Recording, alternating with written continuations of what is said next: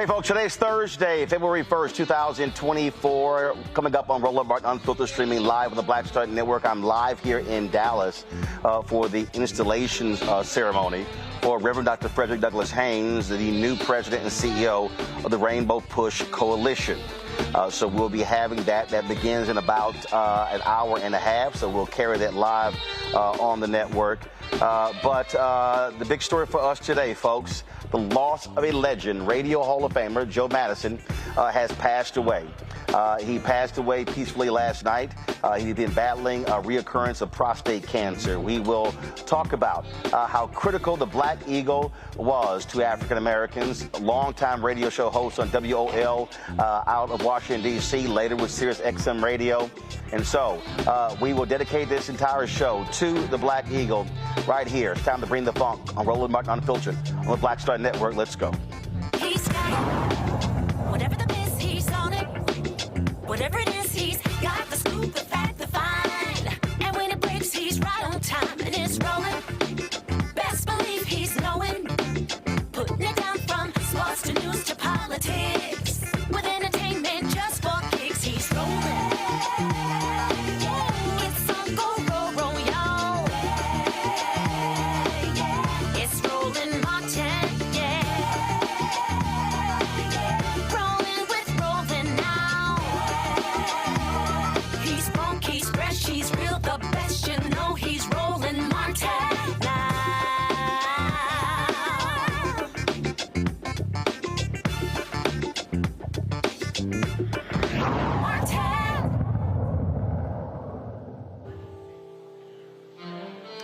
Folks, we begin today's show on a very sad note. Moments ago, the family of Joe Madison posted a statement on his website announcing that the Black Eagle, longtime radio talk show host, Radio Hall of Famer, he is now one of our ancestors.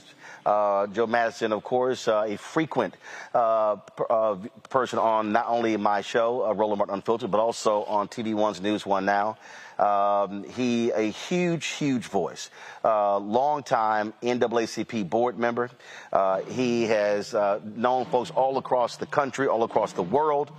He was very much involved in fighting modern-day slavery and the Sudan.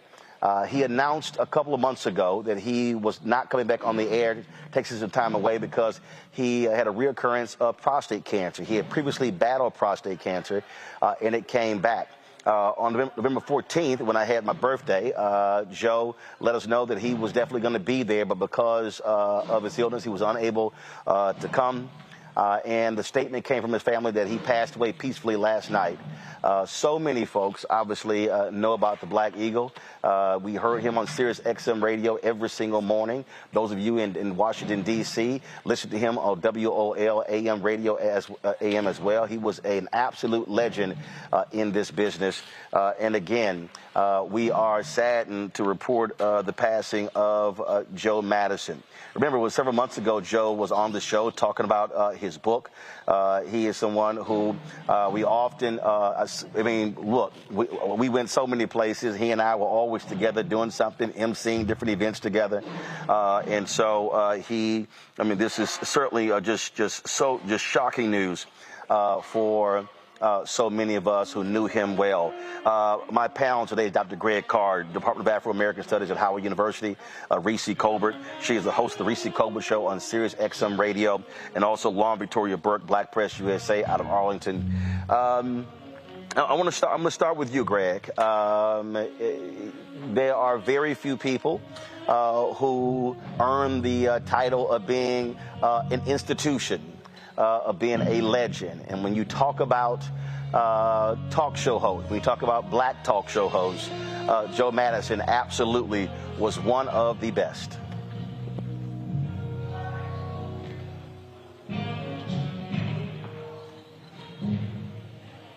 Hey, Greg, I think you're muted. Yes, sir. Sorry about that. Thank you, Roland. You condolences to his family, to you, to everyone in the truth-telling media.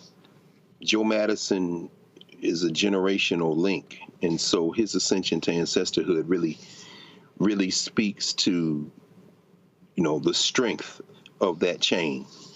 I mean, and I know over the arc of today and probably tomorrow, there'll be a lot, you'll cover a lot of this and have a lot of people talking about him, so I'll keep this brief. I mean, Dayton born, came through Detroit, even Philly, WWDB in Philadelphia, before taking, in some ways, the metaphorical baton from P.D. Green and others in the 60s and 70s when he joined WOL, and then went, galactic in Sirius XM. Which, Joe Madison, as he said, we talk about now his book, like you said, the whole interview you had with him, and he's showing it there. Joe Madison walked the talk. I mean, here's a guy who broke the record for having the longest uninterrupted stretch hosting on the air, and used that basically 2-day period to raise $250,000 for the African American Museum, the Smithsonian. He enters war-torn Sudan, goes to Haiti after the earthquake in 2010. I mean, the accolades going on, and we know we'll talk about all of those things. But ultimately, when Joe Madison was on the air, beating up people, don't call Unprepared Joe Madison show. And of course, following anytime people complaining or say, we need us, our people need Joe Madison's like, oh, what you going to do about it? What are you going to do about it? The Black Eagle is a loss that can't be replaced. But ultimately, that's why you're here. That's why those who have him as comrades and a model now are here, because this thing has to continue, and there's no finer model in how to do it than Joe Madison. Reese, he was one of your colleagues at Sirius XM Radio, and look, everyone there, he was a beloved figure at Sirius XM, and especially among African Americans with shows there. Absolutely. You put it right, an institution, a trailblazer who opened up the door for so many of us at Urban View. I mean, I feel like a small person compared to Joe Madison, a giant, a colleague. That honors me by even calling us colleagues. I remember my first time in the studio for my own show, it was across the hall from the Black Eagle, which is its own fortress at SiriusXM Studios in DC. You got to be badged in, and it's bigger than life. And I just think that his legacy is so enduring, so important. And I don't even want to say legacy as though it's the past. It's still living and breathing through the institution that he has helped pave the way for. And so this is devastating news. Urban View really does feel like a family. All of the hosts, we love each other, we support each other, we uplift each other. And everything that I do, everything that, my number one colleague at Urban View, Haynes, does, people always bring up and uplift Joe Madison to us. And so my deepest condolences go to Joe Madison, all of his supporters, the Urban View family, you as well, Roland, because this is a huge, devastating loss. Lauren, when you talk about many of the major events in the Black community, Joe Madison was always there. Whether it was emceeing various events, whether it was covering, broadcasting live. He was one of the people that Black America looked to speak to the issues and to be there to cover the major events that impacted Black America. Yeah, it's a really sad thing to think about, the timing of all this. Obviously, the news business is going through a transition right now that I think is incredibly bad. And Joe Madison represented old school journalism in the public interest, and particularly for the Black community. And very focused journalist who was asking the tough questions that need to be asked. In an era of kikiing and not really being focused on what's serious, at a time that fascism is on the rise in the United States, I think his loss is particularly ill-timed. It would have been ill-timed at any time. But right now, we need more people who are like him, people who are serious about what they're doing and who are asking the serious questions. So this is like a really huge shock. I actually met him on your show, Roland. I'm trying to remember the last time that I saw him. I almost want to say CBC Week, but I can't quite remember. So it's a big shock. It's a huge shock, and it's really something, as Greg said, he's somebody who can't be replaced. To that particular point,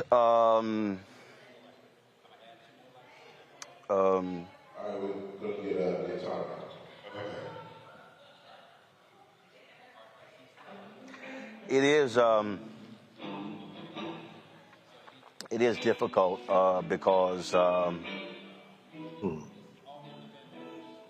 we are in many ways, partners in crime. Joe supported this show. And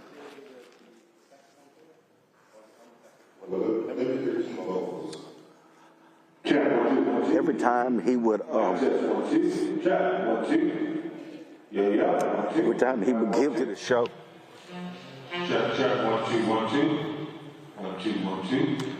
we would joke, and he would pull out his $100 and give it to me.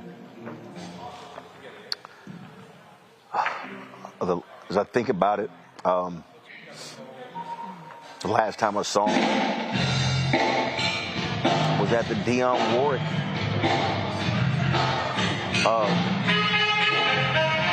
they named the auditorium of the Dionne Warwick at Bowie State.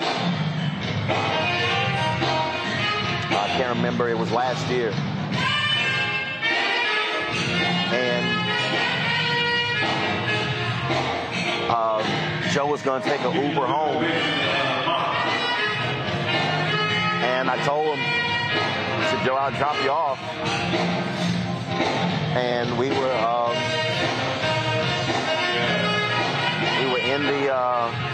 in my Navigator, and we were talking, and we were laughing and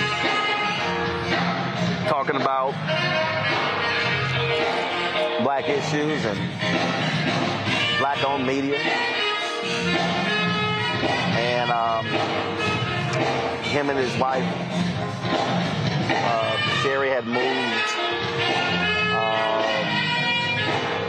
in the Wharf area. And Joe was like, maybe you drop me off here. I said, Joe, I'll drop you off in front of the house. And I did. And before he got out the car, he said, wait a minute. He said, I don't think I've given my contribution this year. And he went in his pocket, pulled his $100 bill out, and I took a picture of it. I know I'm going to find it in a second.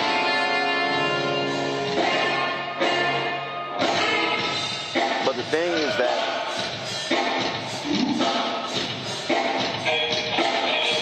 Joe was absolutely supportive of Next Generation. There was no ego.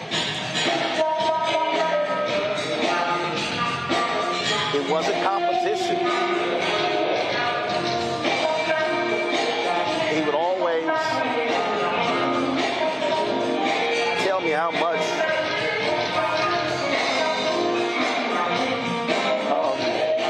what I was doing mattered. And Greg, I don't think we can overstate how important that is when there are brothers and sisters who've been in this business or any business a long time who would encourage Next Generation and who would willingly come on their platform and share his platform, and that meant a lot.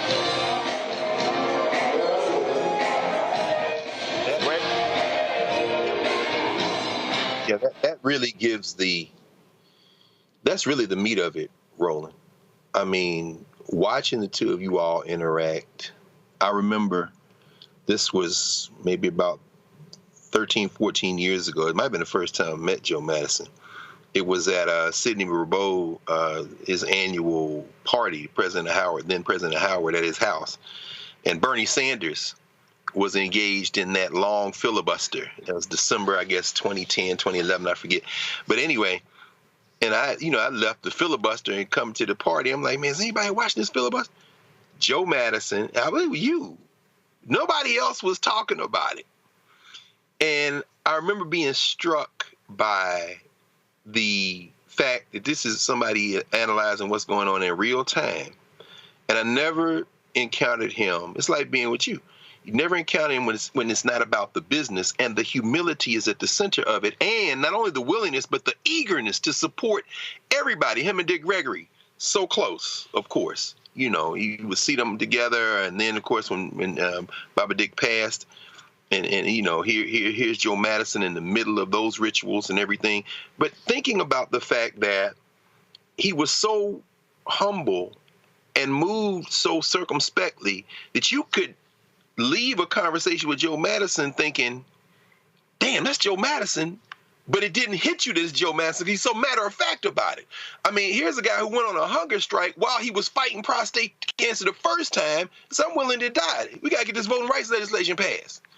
And it's like, so you're willing to put it all on the line, and you could leave a conversation and say, this was the first person from the United States, radio journalist, to broadcast from Cuba in over 2 generations, 50 years. But it wasn't about the accolades. And then finally, and Reese, listening to you, thinking about Sirius, and, you know, I talked a minute ago with Karen Hunter, of course, over there, you know, thinking about that generation, that next generation, the Roland Martins, the Karen Hunters, and so many, you know, not only did Joe Madison support all of y'all, he was like, we have to work together. And he didn't just say it out of his mouth. When all these people who claim that they're for black people, and I'm not going to name any names, Byron Allen, and others who, you know, what Joe Madison put it where the goats could get it and put his money where his mouth was and put his life where his rhetoric was. You can't fake working together. It can be very difficult at times. But the Black Eagle wasn't flying above everybody else. His thing was, I'm just like you. And when you hear my voice, you hear your voice. And that's why he urged us to greatness. And now in the wake of his passing, I think we have to continue to do that. We can't afford, as you said, Lauren, we can't afford not to model his effort. Even as he made a transition on the first day of Black History Month, the man went to the other side in style. So, I mean, he's giving us instruction on the way out. We got to work together now. Indeed. Going to go to a break. We'll be back for folks who just joined us. The Black Eagle, Radio Hall of Famer, longtime radio talk show host on WOL out of Washington, D.C., on Sirius XM Radio. Joe Madison passed away last night after a valiant battle the second time with prostate cancer. We'll be right back. Roland Martin Unfiltered on the Black Star Network, live from Dallas. Back in a moment.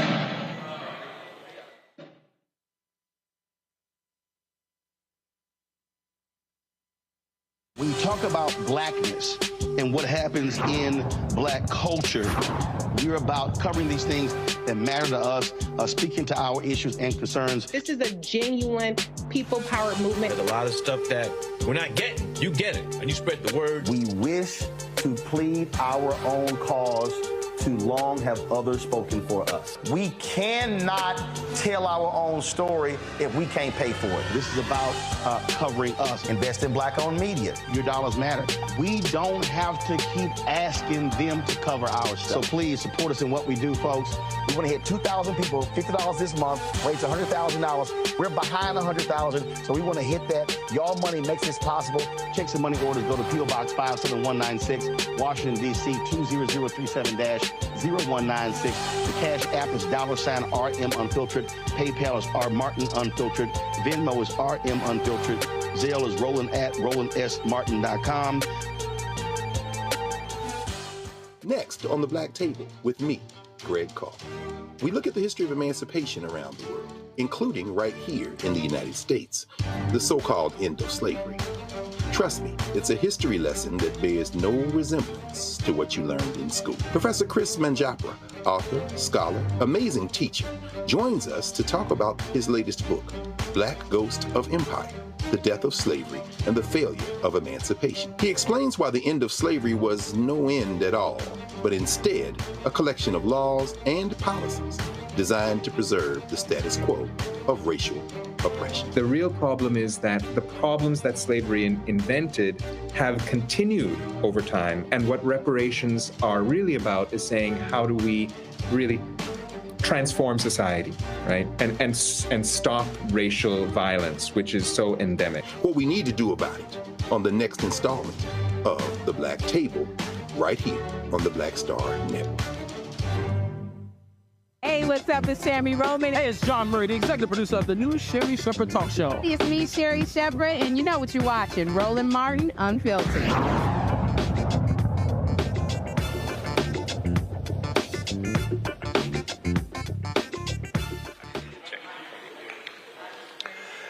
Hey, folks, welcome back to Roland Martin Unfiltered on the Black Star Network. This is the statement that was released by the family of Joe Madison on his website. It is with a heavy heart that we announce the passing of our beloved husband and father, Joe Madison. He passed away peacefully at home, surrounded by family. Joe dedicated his life to fighting for all those who are undervalued, underestimated, and marginalized. On air, he often posed the question, what are you going to do about it? Although he is no longer with us, we hope you will join us in answering that call by continuing to be proactive in the fight against injustice. The outpouring of prayers and support over the last few months lifted Joe's spirits and strengthened us as a family. We continue to ask for privacy as we gather together to support each other through this difficult time. That was from the family of Joe Madison. When he made the announcement, Reese, that he wasn't coming back, I was at an event in the White House, and then when I left there, then got a call, and so I reached out to didn't talk to Joe, the family, sent him a text and let them know that Vice President Kamala Harris was reaching out, and a few weeks ago she did call Joe talk to him. And I'm not familiar with the conversation, but I do know by arranging that they actually had that conversation and alerted her staff of the news. And so I'm quite sure we'll be seeing a statement from her shortly.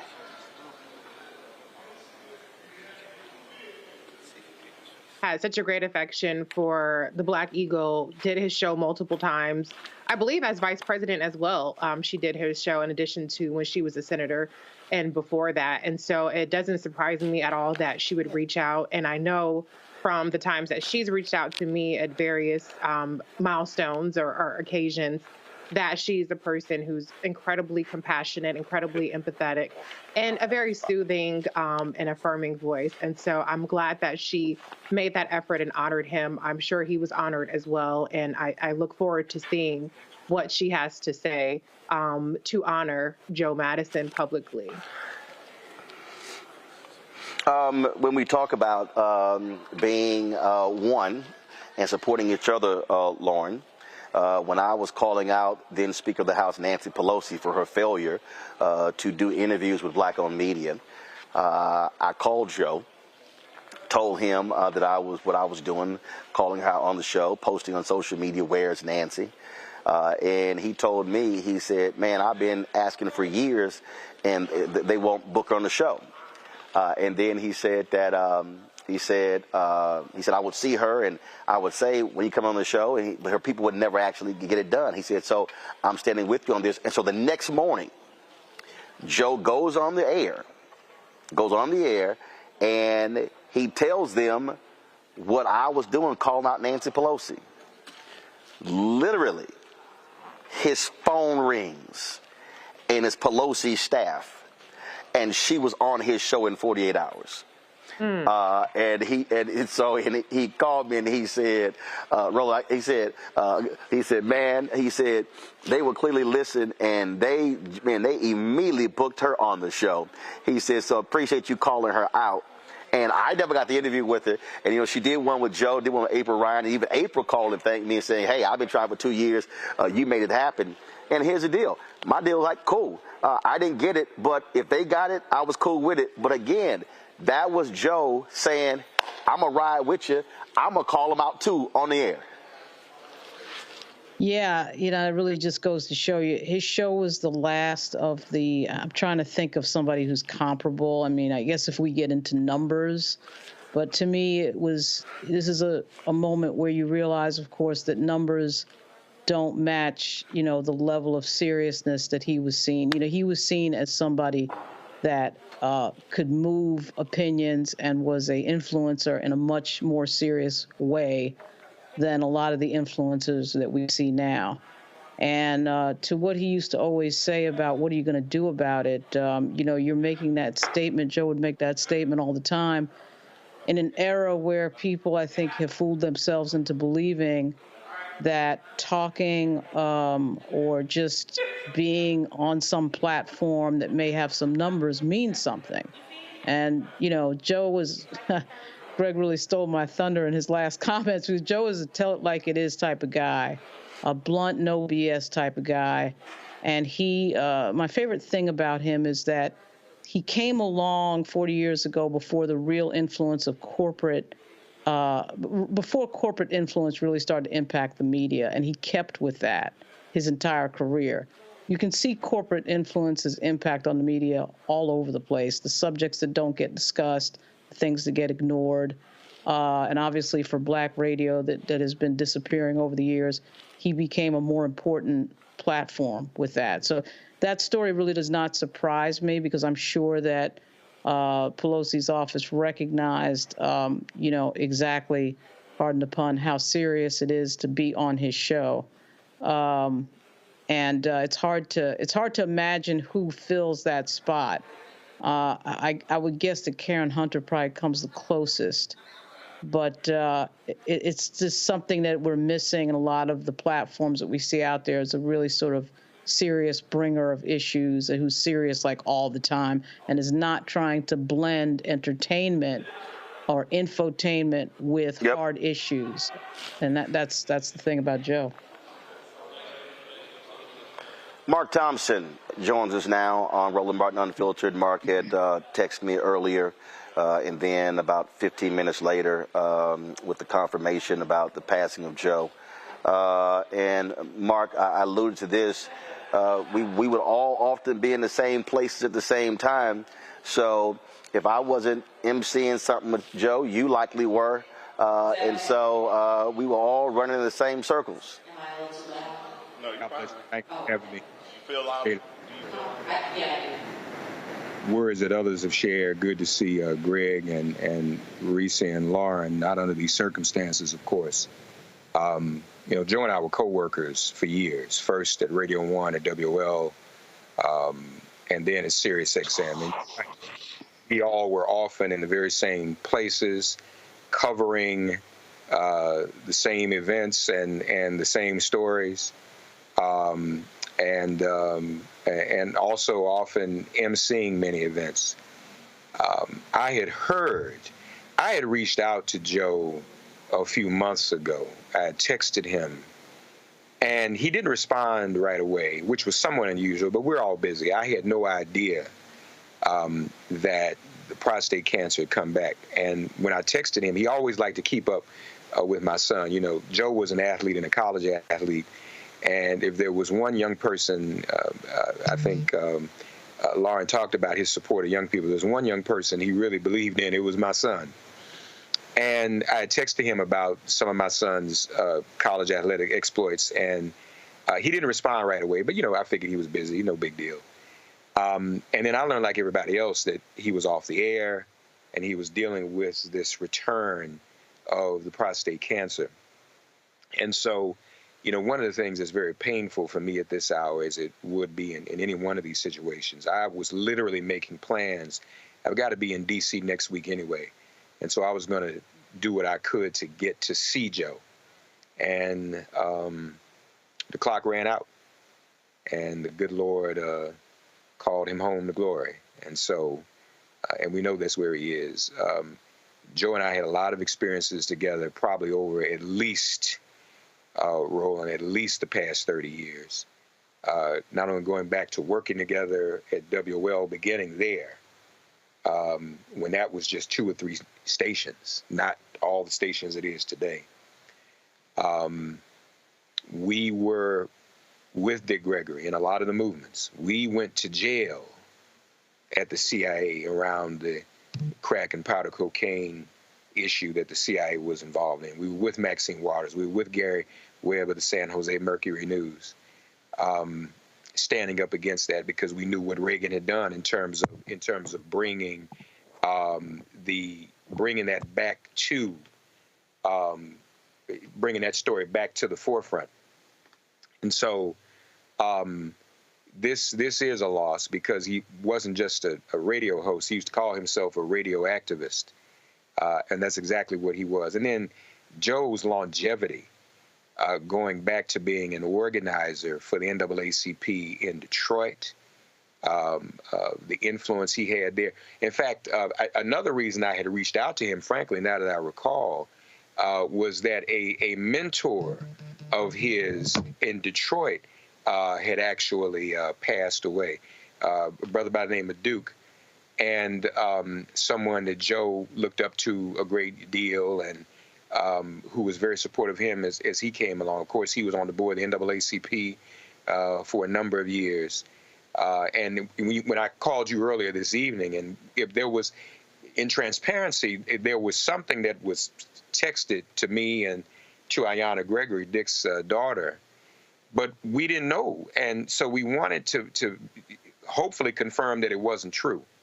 And then Alba Blankson of the NAACP texted me that, in fact, it was the case. When you came to me, I was just on the phone with Dr. Benjamin Chavis. He had called about the news.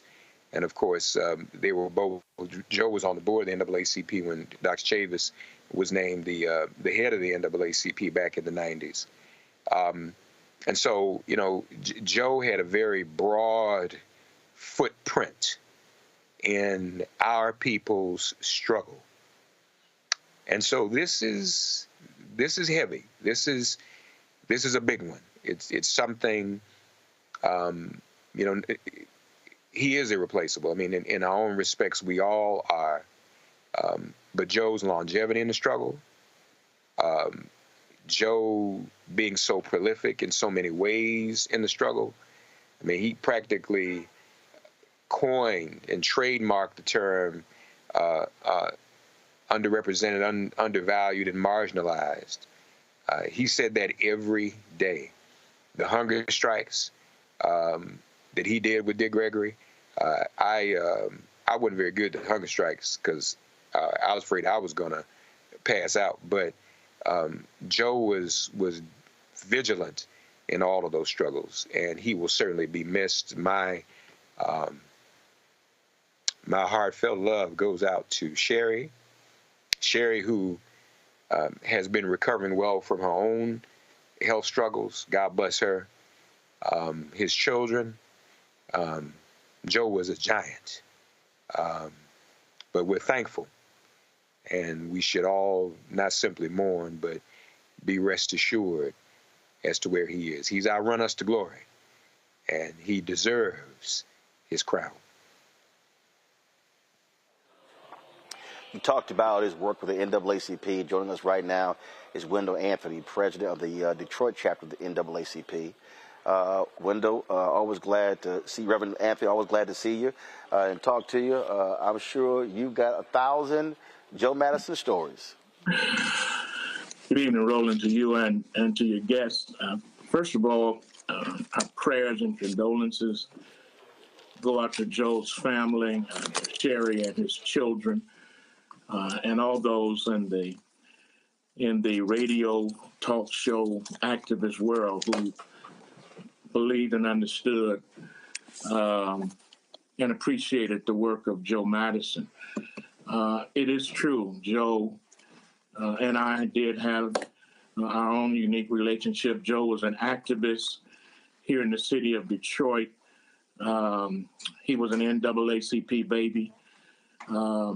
He was one of the youngest, if not the youngest, executive director of the Detroit branch and the NAACP in the country at the time when he became that. He was 24. We since then have had another young lady, Camellia Landrum in Detroit, who was now kind of surpassed that to the degree of being the youngest. There's just something about Detroit. But Joe was always an outspoken voice. He was his own independent self. Interesting thing is that when I first started running for the NAACP, and now this is my 31st year as its president in Detroit, I hadn't planned on it. It just, that's what has happened. But Joe and I were on opposite teams. Joe was with the folk that opposed me. And I mean, they really, really, really opposed me. But we were successful and we won. Since that time, obviously, we had gotten together and beat our swords and spears into plowshares and pruning hooks. And he and I understood that we had much more in common than we did in conflict. He even was bold back here in the day. He worked with WXYZ radio. He was on that station, AM station.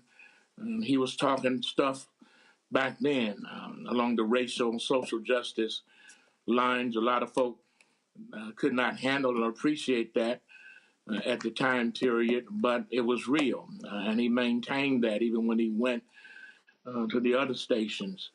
And later on found himself at Sirius under the handle of the Black Eagle.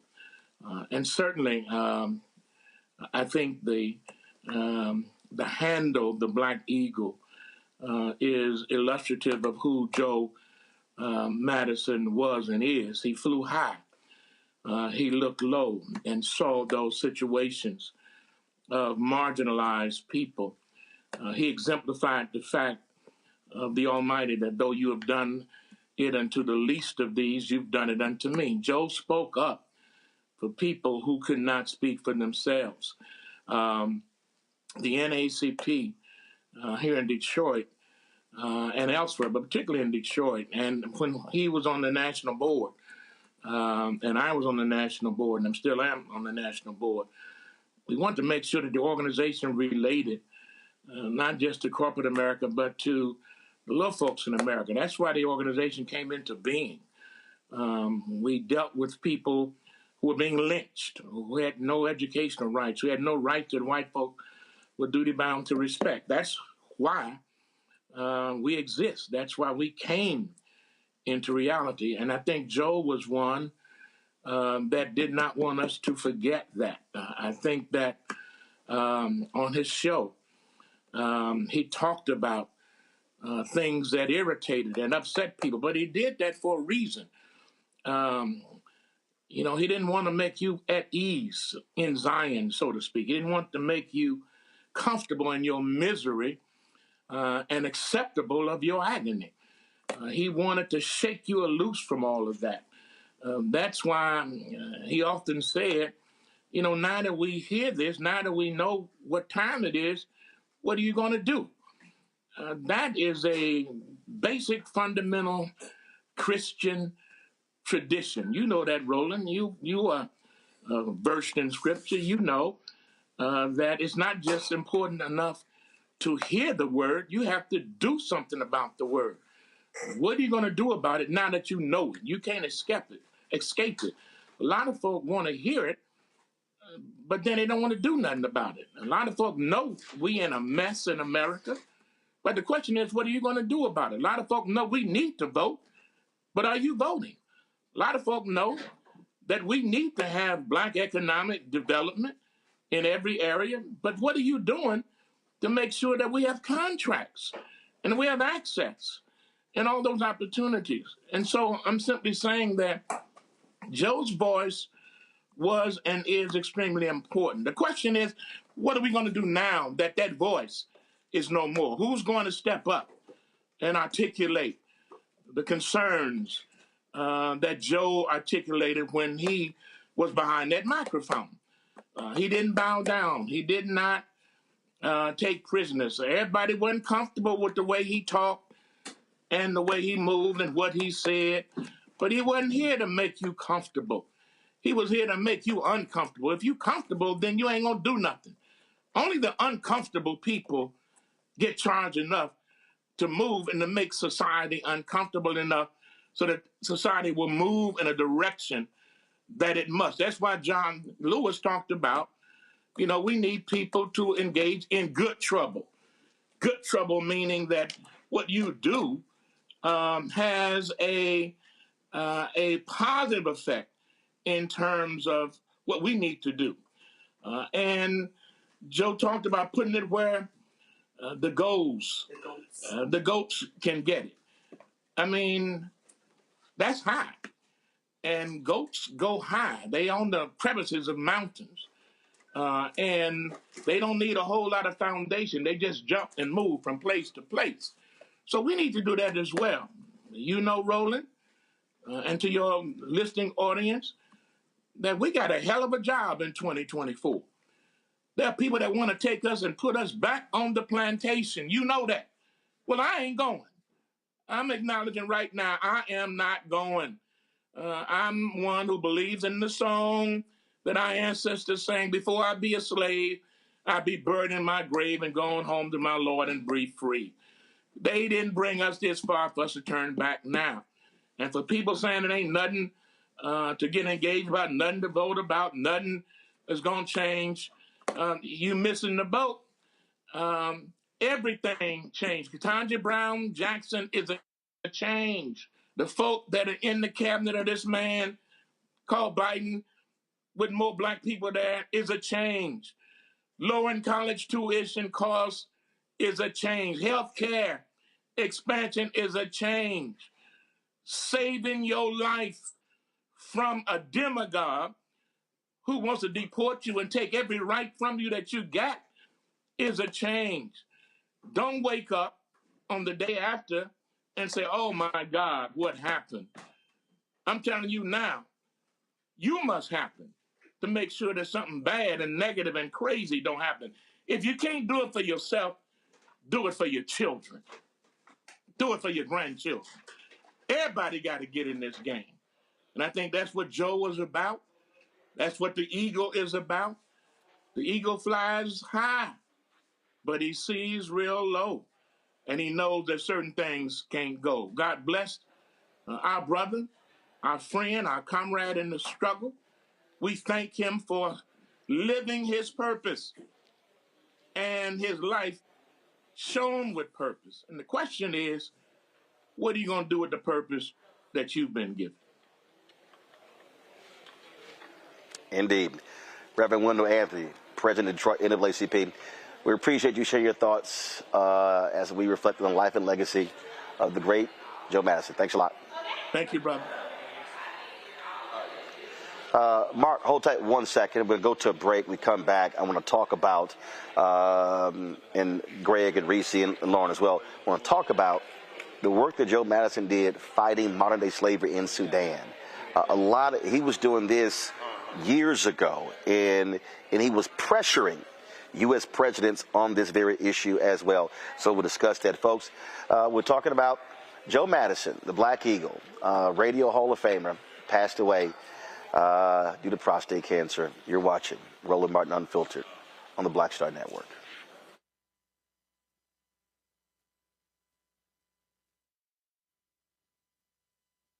Hatred on the streets, a horrific scene, a white nationalist rally that descended into deadly violence. White people are losing their damn minds. An angry pro-Trump mob storms the U.S. Capitol. We're about to see the rise of what I call white minority resistance.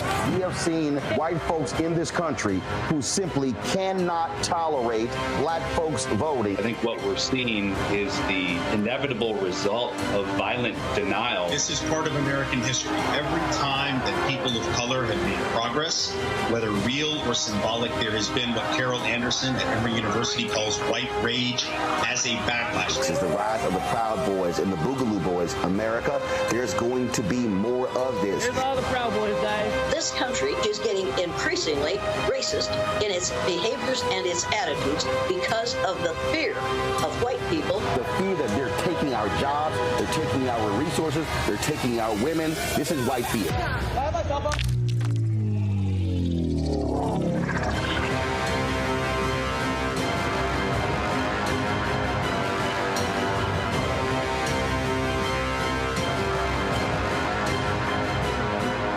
Just have one of the oldest cultures that's desperately needed for mutual salvation. That's the consciousness. We have the keys in our roots to save mankind. We get to see the condition of other countries, other oceans, other cultures. And if we believe in God, a lot of us do, He's telling us if you don't get rid of that stuff that makes somebody superior or inferior and work together for their mutual salvation, everybody's gone.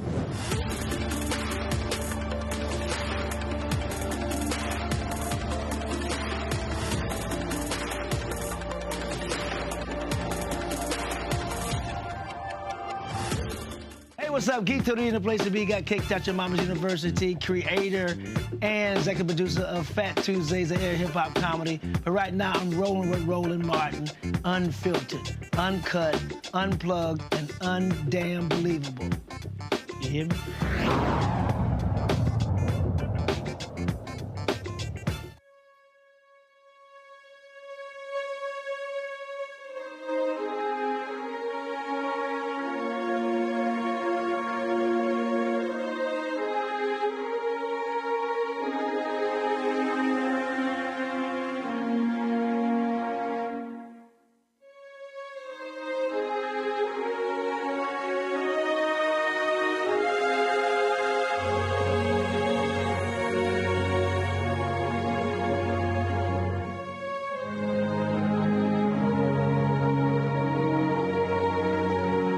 Hey, y'all. Hey. I just dropped Joe Madison off at the crib.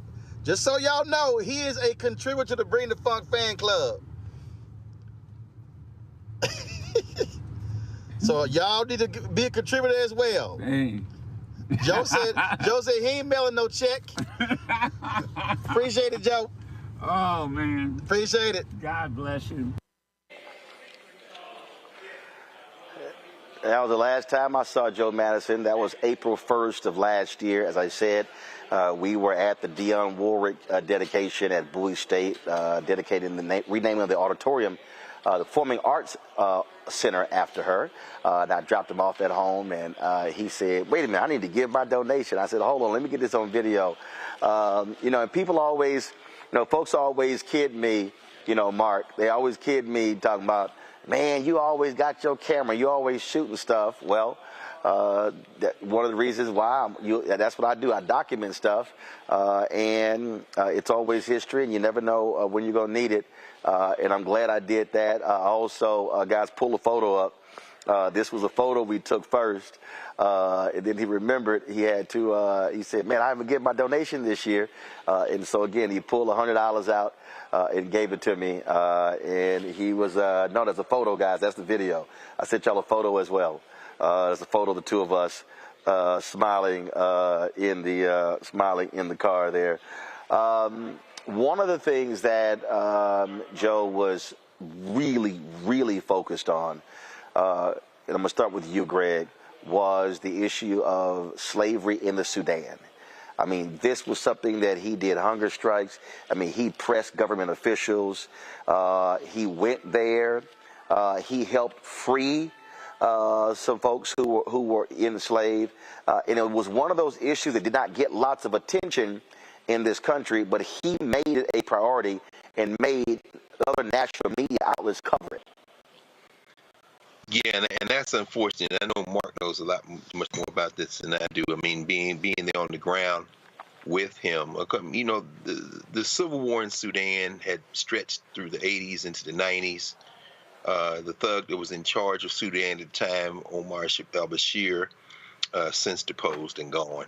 And, of course, there's a new country, the newest country in Africa, South Sudan. Thinking about John Garang and the folks in South Sudan, the Dinka people in particular, Dinka, Nuer, Shilluk, the Africans, those who have not been Arabicized as such.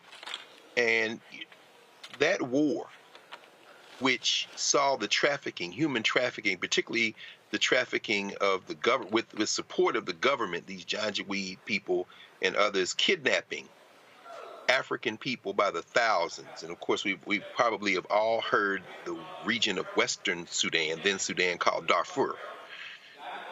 And there were a number of people all over the world, Christian missions, others coming in and quote unquote buying the liberation of these people who were forced into service. And Joe Madison put everything on the line again. A vast silence. The UN was silent. Kofi Annan was the head of the UN at the time, a Ghanaian. The Congressional Black Caucus hadn't said anything.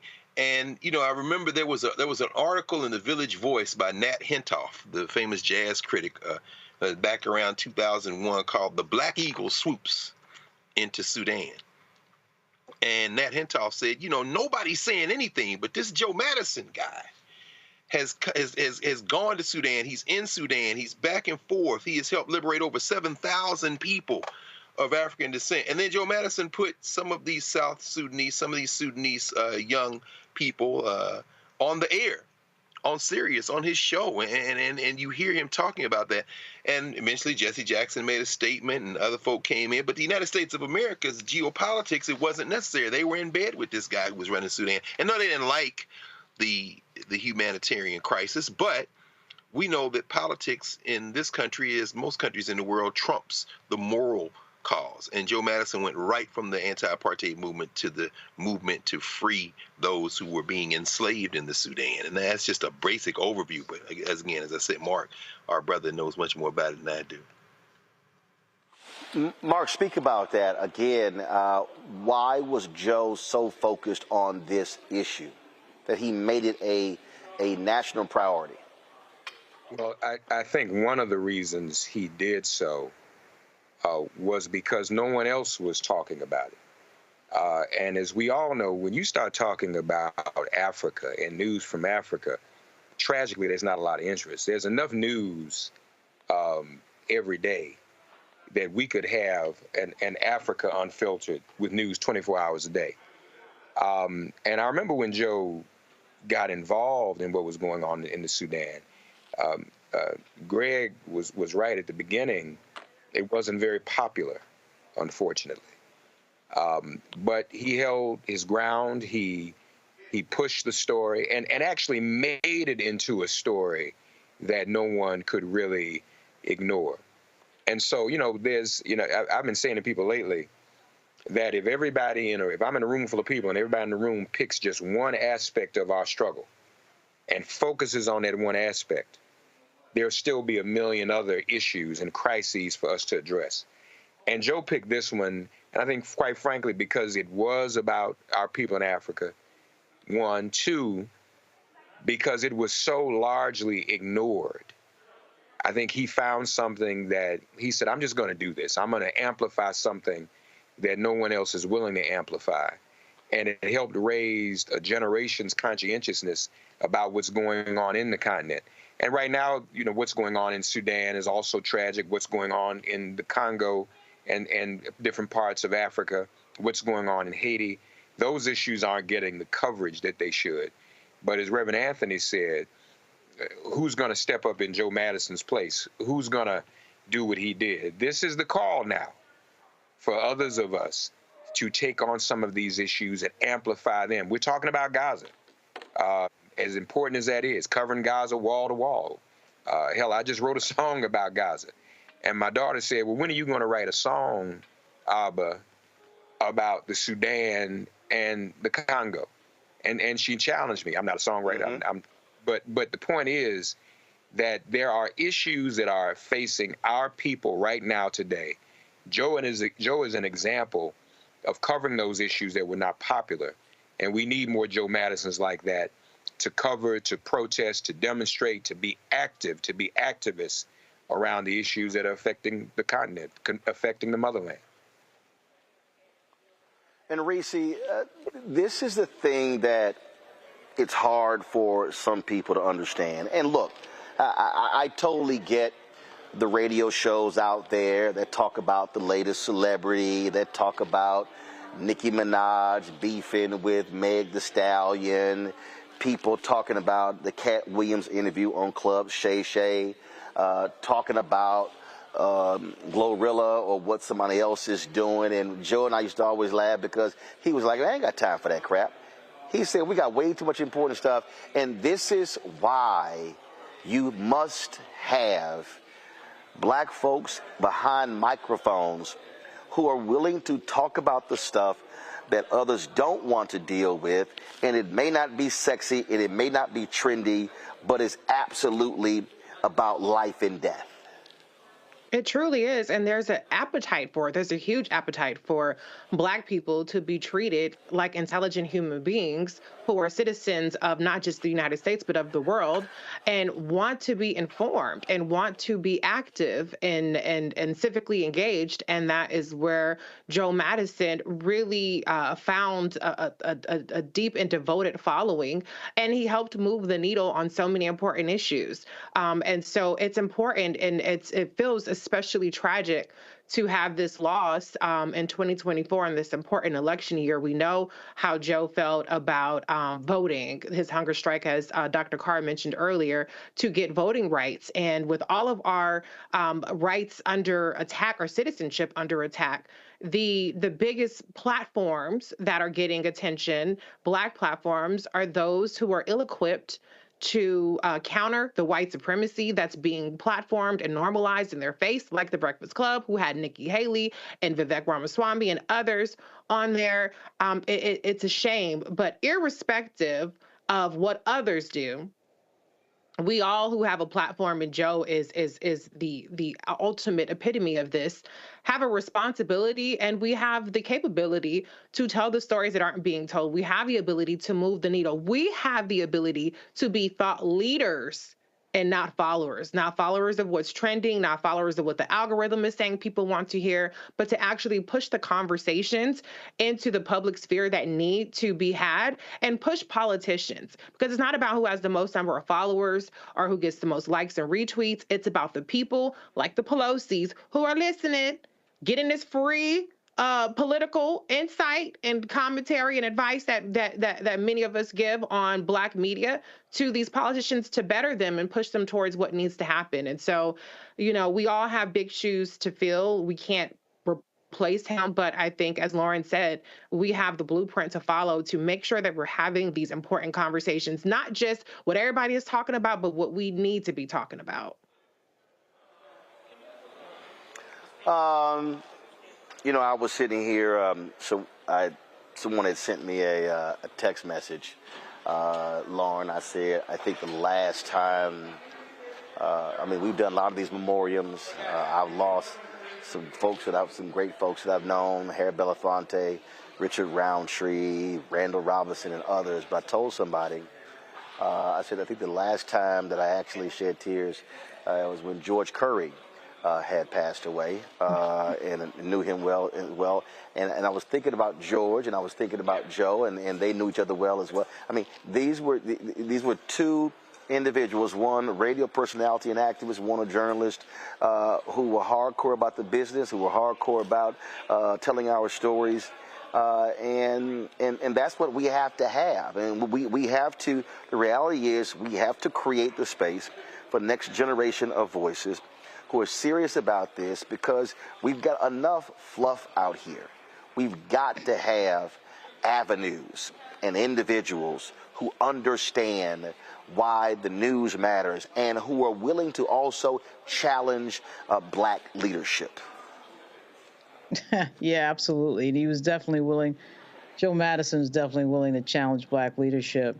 It's hard to figure out sometimes whether this question of serious journalism versus celebrity is a chicken and egg proposition. A lot of people say that, when people are going for web traffic and view counts on YouTube, you got to have entertainment for that. But to your point, Roland, about, the Sudan issue not being sexy and not being trending, Joe Madison made that issue trending. He single-handedly took an issue that nobody was paying any attention to, and he just talked about it again and again and again. He put it on the forefront. And to your point, the value of him being the person making that decision to make that issue a priority is what made that issue a priority.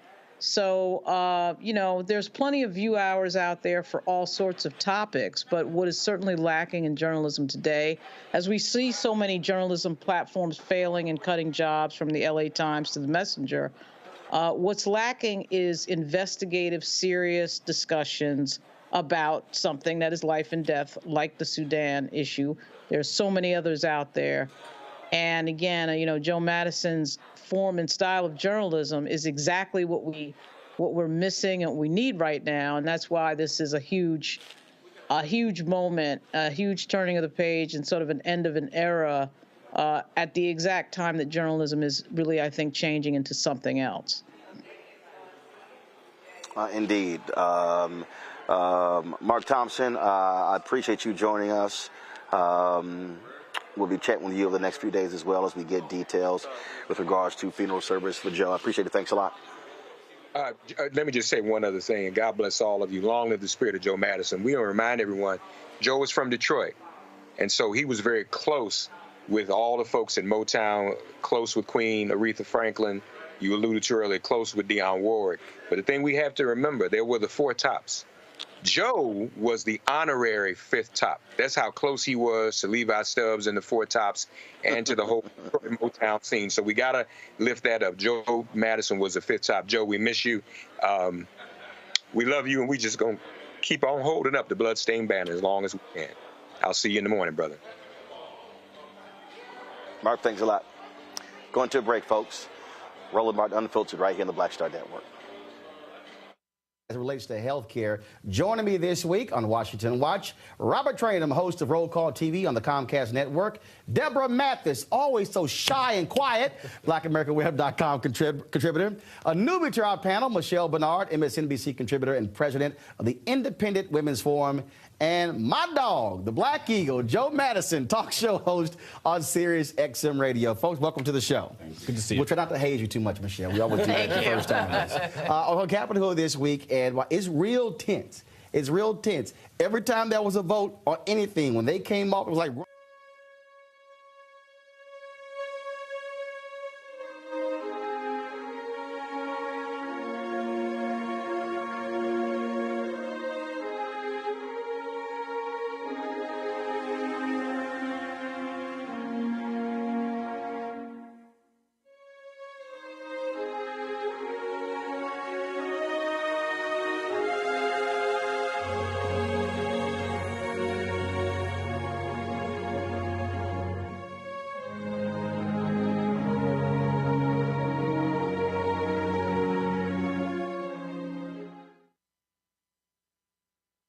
On the next Get Wealthy with me, Deborah Owens, America's Wealth Coach, the wealth gap has literally not changed in over 50 years, according to the Federal Reserve. On the next Get Wealthy, I'm excited to chat with Jim Castleberry, CEO of Known Holdings. They have created a platform, an ecosystem to bring resources to Blacks and people of color so they can scale their business. Even though we've had several examples of African Americans and other people of color being able to be successful, we still aren't seeing the mass level of us being lifted up. That's right here on Get Wealthy, only on Black Star Network. Next on the Black Table with me, Greg Carr. We look at the history of emancipation around the world, including right here in the United States, the so-called end of slavery.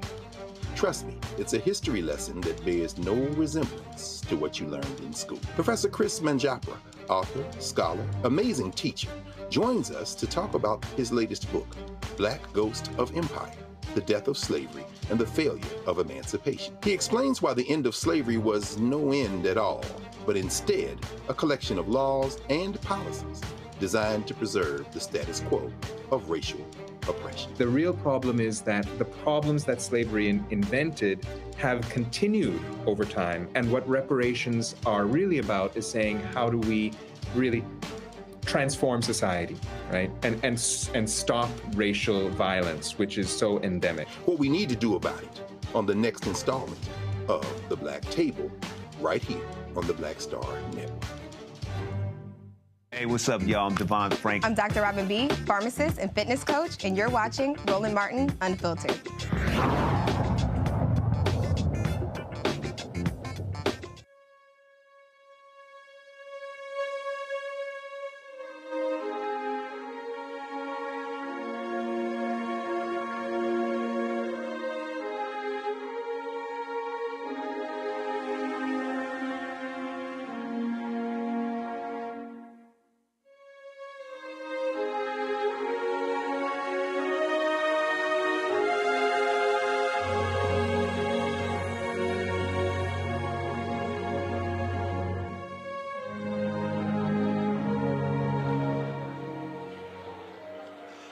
Hey folks, welcome back to Roland Martin Unfiltered here on the Black Star Network. I'm at the Black Academy of Arts and Letters here in Dallas, where they're having the installation service in about 30 minutes for Reverend Dr. Frederick Haynes, the new president and CEO of the Rainbow Push Coalition. We'll be carrying this event live on the Black Star Network.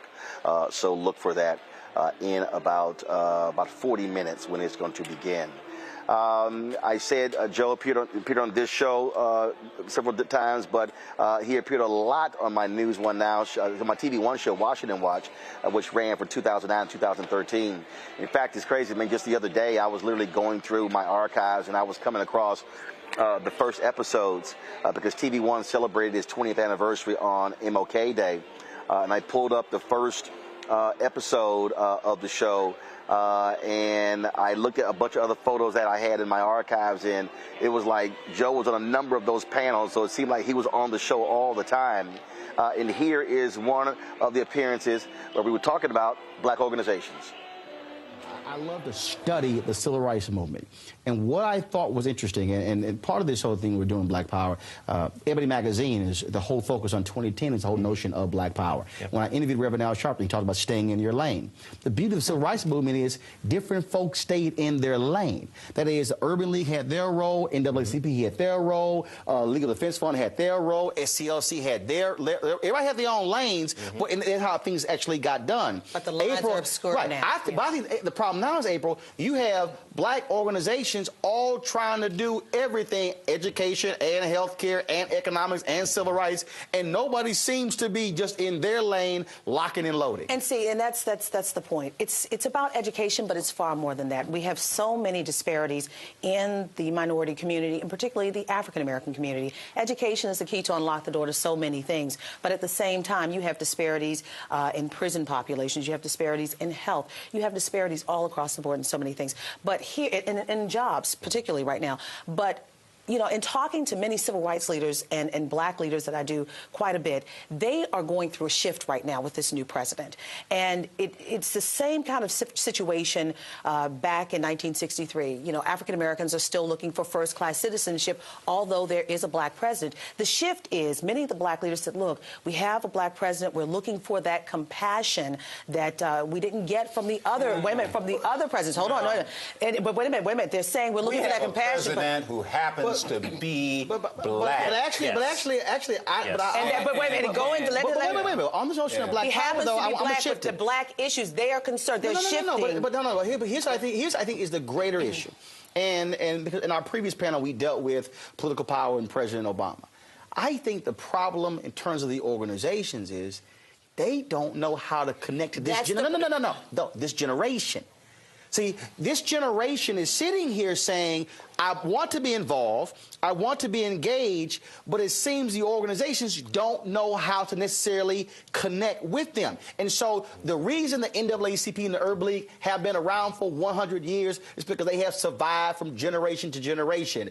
Joe, the existing organizations, the larger ones, are they going to be possibly supplanted by groups that are coming up? We may not necessarily know about them. But we've always had groups that have come up. Even, look, like 1968, the NAACP was as strong as it ever had been, and you had groups that addressed different things. The Black Panther Party was we've always had different groups address different things.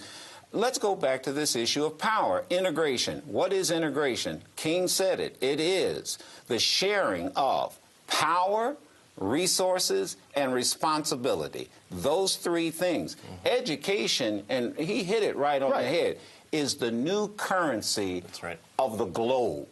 These communities that have the most educated people are going. Education is more valuable than gold. So should the organizational agendas be shifting and changing to meet with the generation? Yes. And who do you think, out of all the ones out there, who do you think is doing a good enough job? Should folks be looking at Jeffrey Canada and what he's doing in Harlem, saying, you know what, we should be boosting this brother and what he's doing? And I'll tell you about the NAACP. NAACP, they had a housing department. I ran their voter education department for years, registering people to vote. We addressed they had an international department. They had a prison program. They have got to be. They also had stability of leadership. Well, that's a whole other story. Ben Jealous is new. Mark Morial is new. Bernice King now running the SCLC. Again, it's a whole different thing goes on. But this goes these organizations. But this goes back again. This goes back again to the shifting of power. About 15 seconds. Okay, the shift means that a lot of these organizations are trying to find their way in how to attack the issues of Black America going to this president who happens to be Black. No, they are. This is what they're telling me. They're trying to find their way through this shift. It's not just about the president. It is about the people. It's everyone. But again, if you do not connect with the people, if you do not take the issues and connect with the people, then it does not matter who is in the White House. You will not be affected. Final comments. We need a new sense of militancy and activism in our community. Great point. Ron, final comment. I agree with that, and I say it relates to education. If our kids aren't equipped, we cannot compete in the world stage. And talk about militancy, man, I want to see Ron Christian in a beret.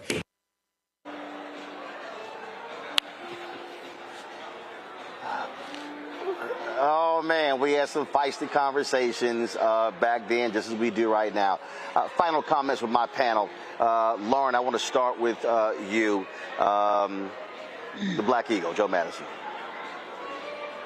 Well, I mean, it's a terrible time that this all happens, and you know, to listen to you guys discuss what you were just discussing on that old show kind of gives me a bad feeling, because when I see a discussion like that was 2010. Right. That was 2010, Lauren. Right, and it always is sort of remarkable when you hear a discussion like that. You realize we're having some of these same discussions now, which of course tells you that not a whole lot of progress was made, but you know, the whole question of Black leadership and what Joe was saying there is an interesting one, because I think actually things have gotten a little bit worse because of the corporate nature of our leadership, in fact, quotes. But at any rate, you know, obviously Joe will be missed. And it's just hard to think about him not being here, to Reese's earlier point, in this particular election year where we know that there's going to be some consequential news this year, and not having him around for that is just huge. Just huge. Reese, Joe cussed a lot on his Sirius XM radio show, and he actually had a cuss jar. And so every time he would cuss, he had to put some money in that. So he would sometimes just come in and just put $100 in there, and he said, y'all know I'm about to let loose. I don't know if you got a cuss jar on your show, but I'll say it was two things you and Joe had in common, is Sirius XM radio and cussing. Well, I will absolutely take that as a badge of honor. It was always the biggest compliment somebody could give me, that I was like the female Joe Madison. I don't know if he would agree, but I do remember somebody did call into his show. And I mean, I saw him in the halls of Sirius. He had no idea who I was, even though, of course, I knew who he was. And I had been on a panel when he was promoting Radioactive. But they called in and they said, you know, there's a woman on Sirius XM who has a show who be cussing just like you, Joe. And he seemed proud. He seemed very proud of that notion. And so I will at least, at a minimum, fly that cussing flag on the Urban View radios out here in these streets, because as you put it so often, you reminded us that that Joe Madison was about putting it where the goats can get it.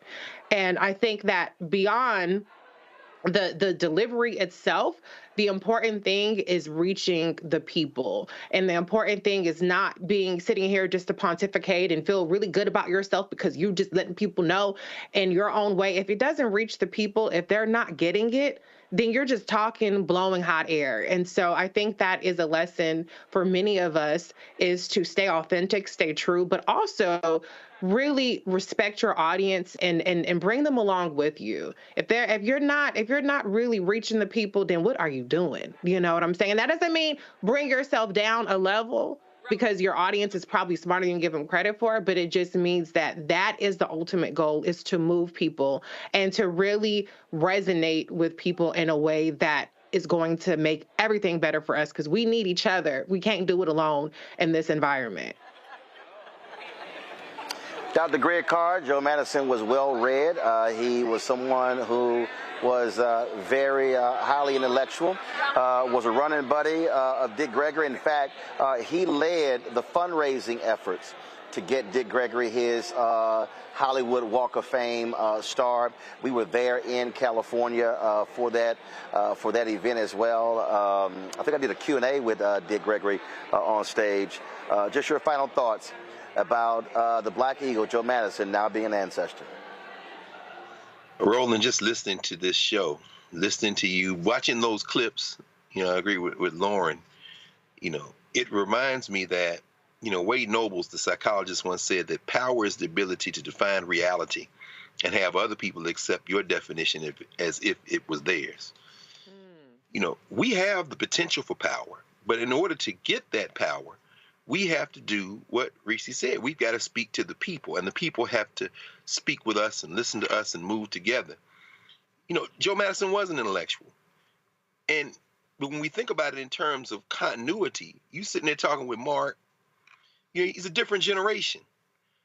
Joe Madison is of a generation just before you, and then you come along, and Mark come along, and here come, Reese and Lauren. And in that context, we have to understand that there was nowhere to run and nowhere to hide at one time in the black press. I was just reading the report back from the NNPA meeting in Florida. Where is the black press today? With all due respect to, again, the Breakfast Club and these other places, there are too many places to run and too many places to hide. That means now that the next generation, the Roland Martins and the Karen Hunters, and then the generation right behind them, the Clay Haynes and the Reese Colberts, and the print journalists who also do all other forms of media, like the Lauren Victoria Burks. It's time now for continuity. We got to take away all the hiding places, because our open enemies define their power by the ability to hide y'all. When Joe Madison came along, it wasn't nowhere to run, nowhere to hide. Nancy Pelosi ain't gonna talk to me. Okay, she'll talk to Roland. Wait, she ain't gonna talk to me and Roland. She gonna talk to April.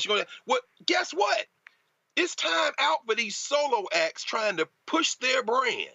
Joe Madison was about sacrifice and community, and now Roland Martin Unfiltered becomes that much more important. It's time for some networking, some community, some coalition building. We got to take away all these places to run and hide, because Joe Madison's going to fight for us on the other side, but he can't fight the battles we got to fight now in 2024. This could be for all the marbles. So it's more important now than ever. And thank you, Roland, because nobody else is going to do this, and that's part of the problem, too. Greg, appreciate it. We were literally, so the plan was for us to talk about some other different subjects with other guests planned. As I said, I'm here in Dallas at the Black Academy for Arts and Letters. As you can see, folks are preparing behind me. Folks are coming into the auditorium here because in about 20 minutes, they're going to begin the installation service for Reverend Dr. Frederick Douglass Haynes III. He asked me to come here. In fact, Freddie asked me, he was my pastor here at Friendship West Baptist Church when I lived here in Dallas, to come give some remarks specifically about the importance of black-owned media. Then literally as I was getting out of the car to walk across the street at the park, Mark Thompson had sent me a text, said that I had heard that Joe had passed away, and we began to make some calls, and then all of a sudden, about 15 minutes later, the confirmation was there, and we completely changed the entire show. And so we'll rebook the other guests as well, and obviously here there are a number of people who are going to be speaking here. I'll be getting a reaction from them with regards to the life and legacy of Joe Madison. We'll have more of that tomorrow. We're going to cut the show right now. So what's going to happen is I'm going to go to break. First of all, we'll still be live, folks. I'm going to go to break. We come back. We're going to re-air my conversation with Joe about his book. We talked about his life, his career. We did this early last year. And I'm thankful that he released the book. I'm thankful that he came by the studio and we had the conversation. Joe Madison, 74 years old, passed away after another valiant battle with prostate cancer. Folks, that is it. Like I said, we're going to go to a break. We'll come back. We'll have that for you. We'll also go live in about 20 minutes from here. So we have two different live streams going. And folks, this is why Joe supported us. This is why he was a contributor to the Bring the Funk fan club, because he understood the importance of black-owned media. He understood the importance of this show. And so we want you to do exactly what Joe did and support this show, because mainstream media is not going to give Joe his props. We're going to have more tributes over the next several days. And so you can count on that because that's what we do. That's what we speak to our people. We tell our stories. And so you know how to contribute to us. Our Bring the Funk fan club, checking money orders, P.O. Box 57196, Washington, D.C. 20037-0196. Cash App, $RM Unfiltered, PayPal, R Martin Unfiltered, Venmo is RM Unfiltered, Zelle, Roland at RolandSMartin.com, Roland at RolandMartinUnfiltered.com. I never actually do a Bring the Funk giving item when we have any memoriams, but I chose to do so because, again, Joe believed in this show. He believed in me. He believed in black-owned media, and he believed in providing black people with information, because information is power. And he would always say, you got to put it where the ghost can get it. And so that's why we pay tribute to him. And so we're going to go to break, and we'll come back, and you'll hear my conversation with Joe Madison about his book, Rest in Peace, Black Eagle. Back in a moment.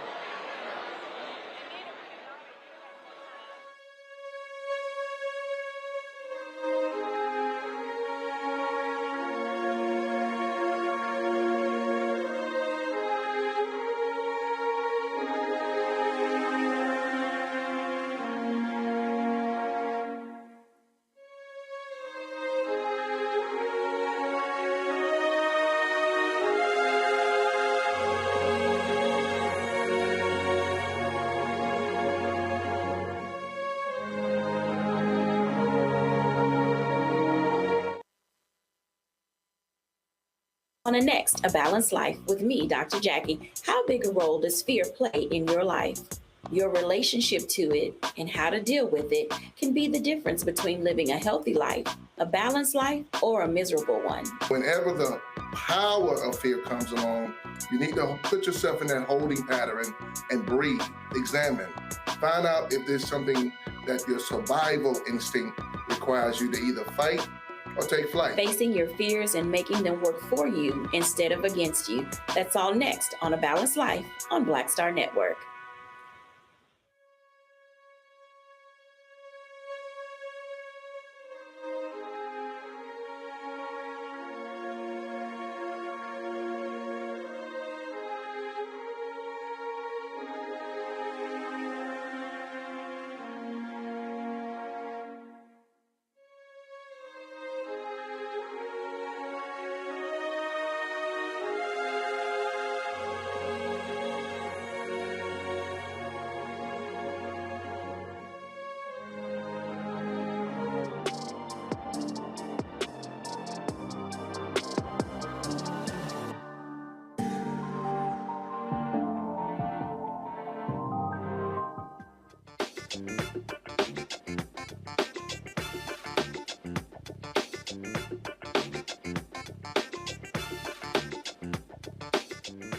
Folks, when you hear folks talk about Sirius XM Radio, they talk about Howard Stern, one of the stars, but Joe Madison is also one of the big-time stars at Sirius XM. It's been on their network for a very long time. He will also take Howard's check, too. Of course, for a long time, folks in D.C. heard him on WOL radio. He, of course, has been on the front lines of so many issues, not just in the United States, fighting for Sudan, a longtime friend of Dick Gregory. He was with NAACP board member, talks about all of this stuff, his life in his book, Radioactive, the subtitle, A Memoir of Advocacy in Action on the Air and in the Streets. And Joe is one of them black people who's a member of the Bring the Funk fan club who put the money right in my hand. I tell a story. Whoa, hold on a second. No. Hold on. This is real, too. There you go. So Joe, that's my annual due. Joe gives an annual $100. I did an interview, Joe. Yeah. And I think it was with Cafe Mocha, and I had them crying. I said, y'all don't know what it's like when you travel around the country, and you're in Tulsa, whatever, and like you're on the air, and somebody black just walk up, and they just go. Look, can I tell you a story? And they squeeze your hand, and they go. Walk off. Can I tell you a story that's in the book? I started a cuss jar because I heard Howard Stern cuss a woman out. So I went to the president of Sirius XM, and I said, can I do what Howard Stern does? He says, well, I've heard you slip up every now and then, and it's organic. And he said, but sure. I said, now, whoa, wait a minute. Howard's a 6'5" white guy that you guys are paying $500 million to or more. And if I cuss out some white woman or white man, will you have my back? And he said, yeah. Now, I have my wife with me, who's the executive producer. She's always with me because she's the witness. And we walked out, and I said, did he give me permission to do that? She said, oh, I think he did. So I started doing it. And every now and then, little old ladies would call up, God bless them. Oh, Mr. Madison, you really shouldn't do that. I said, I'll tell you what I'm going to do. I'm going to put a dollar in, I first called it a swear jar. But then George Wallace said, black folks don't swear, they cuss. We cuss. And so I changed it to a cuss jar. Now, this goes back to what you said about palming. Right. I'm at Morehouse. We're doing a voter registration, get out the vote drive. Afterward, we're taking selfies. Right. Folks stand up, and the ministers, I walked out of there with $400 in cash, and for the cuss jar. And most of the money came from ministers. They were like, keep cussing. I can't cuss, but you are a surrogate cusser. I had a woman in Tulsa. She said, now, Roland, I'm going to give you this money, but baby, can you just stop cussing? I said, look, I said, I know how you feel. No. I said, but sometimes, I said, look, some stuff got to be said. Look, the show is called Unfiltered. I said, I got to keep it real. Well, and the reality, if you're gonna let Howard Stern do it, then you're talking about equity.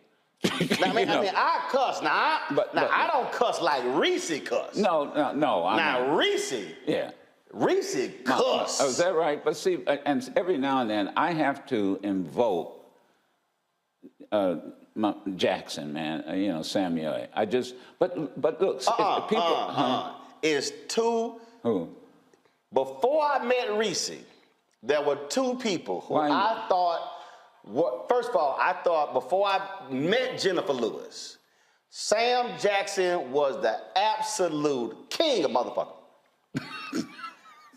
But when I met Jennifer Lewis, she became the queen of motherfucker. But Reese is the princess of Reese. Okay, this is how I got to know Reese. Reese would do these videos on Twitter. Right. Joe, I'm talking about. She uses more cuss words in 2 minutes than a whole lot of people, but she killing it now. She killing it. And so I said, man, I said I got to put her on the air. So Joe, she comes on the air, and so she's sitting on the air, and so she's talking. And I'm like, that ain't why I called your ass. I'm like, so after about 3 or 4 appearances, I said, look, I need you to do you. I said, I ain't invite your ass here to be somebody else. The person do them videos, ever since then, oh, Lord.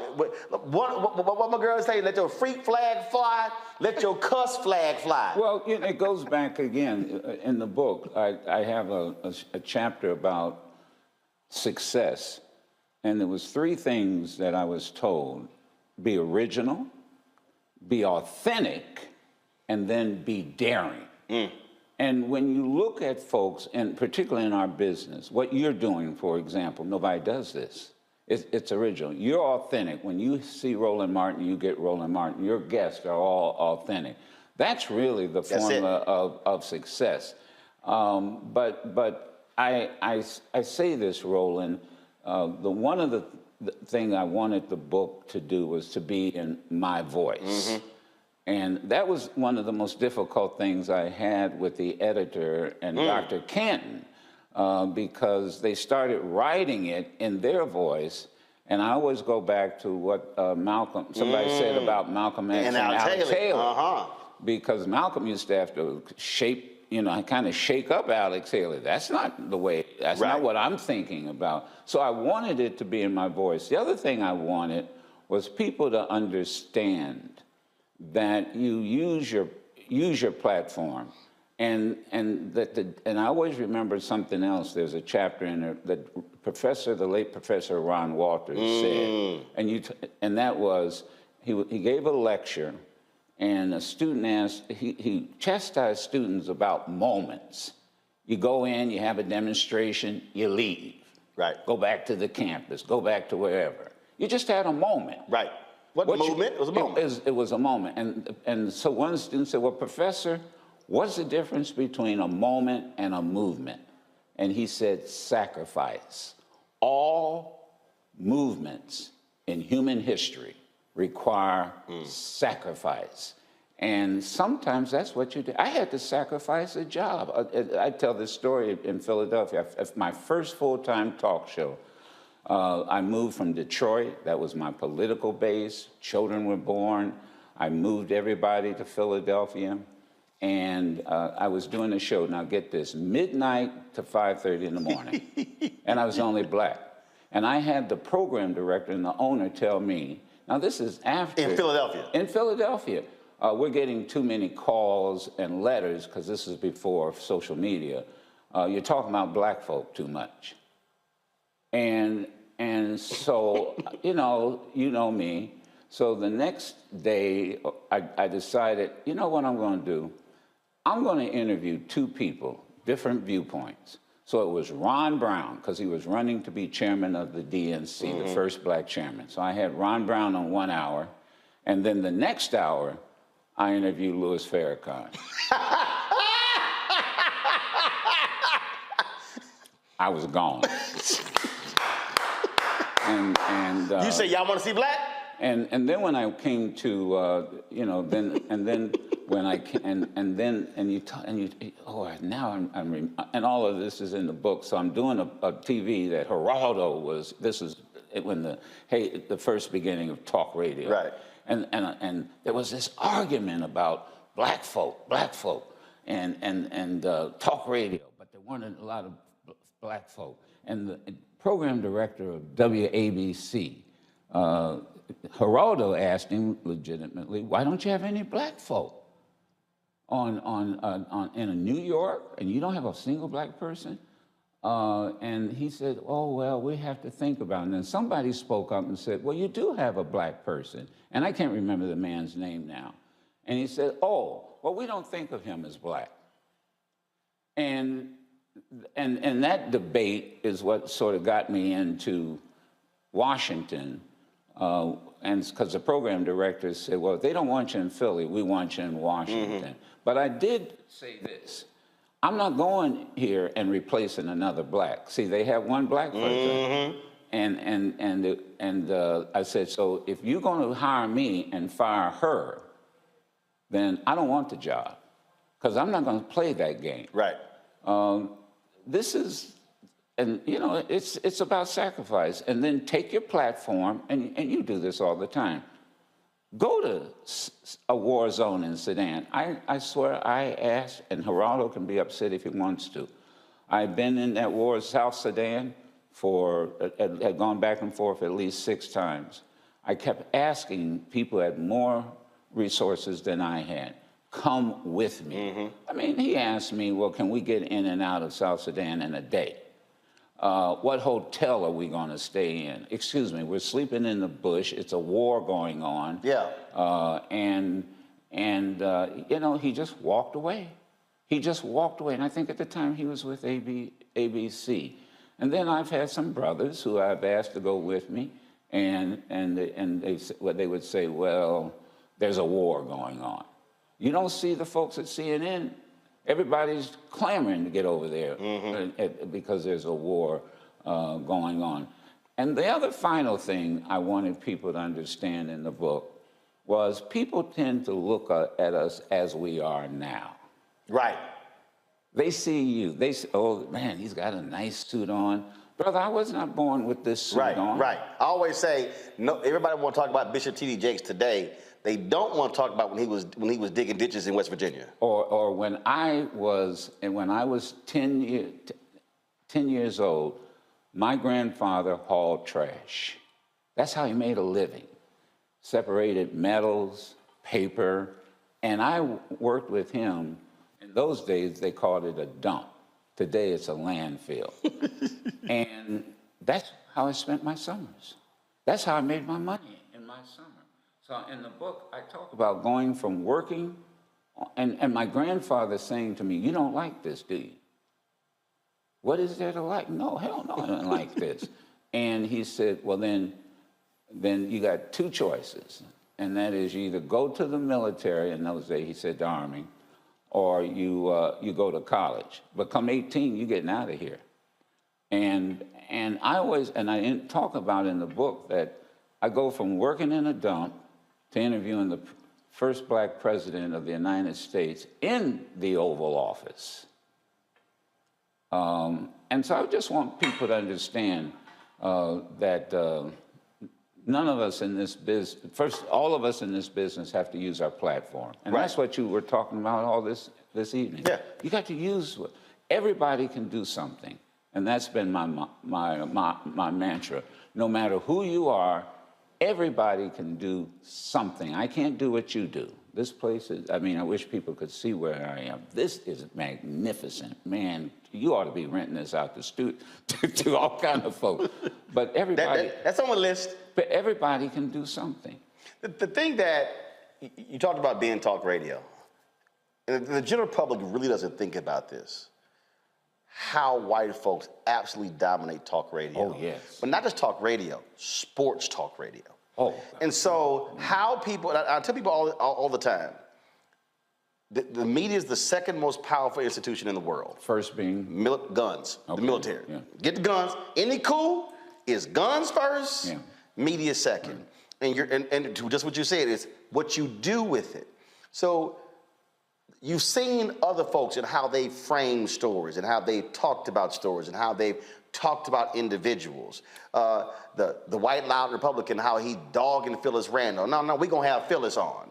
And again, it's framing. And I tell people all the time, you cannot ignore the reality of how powerful media is in shaping the hearts and minds of the public. That's right.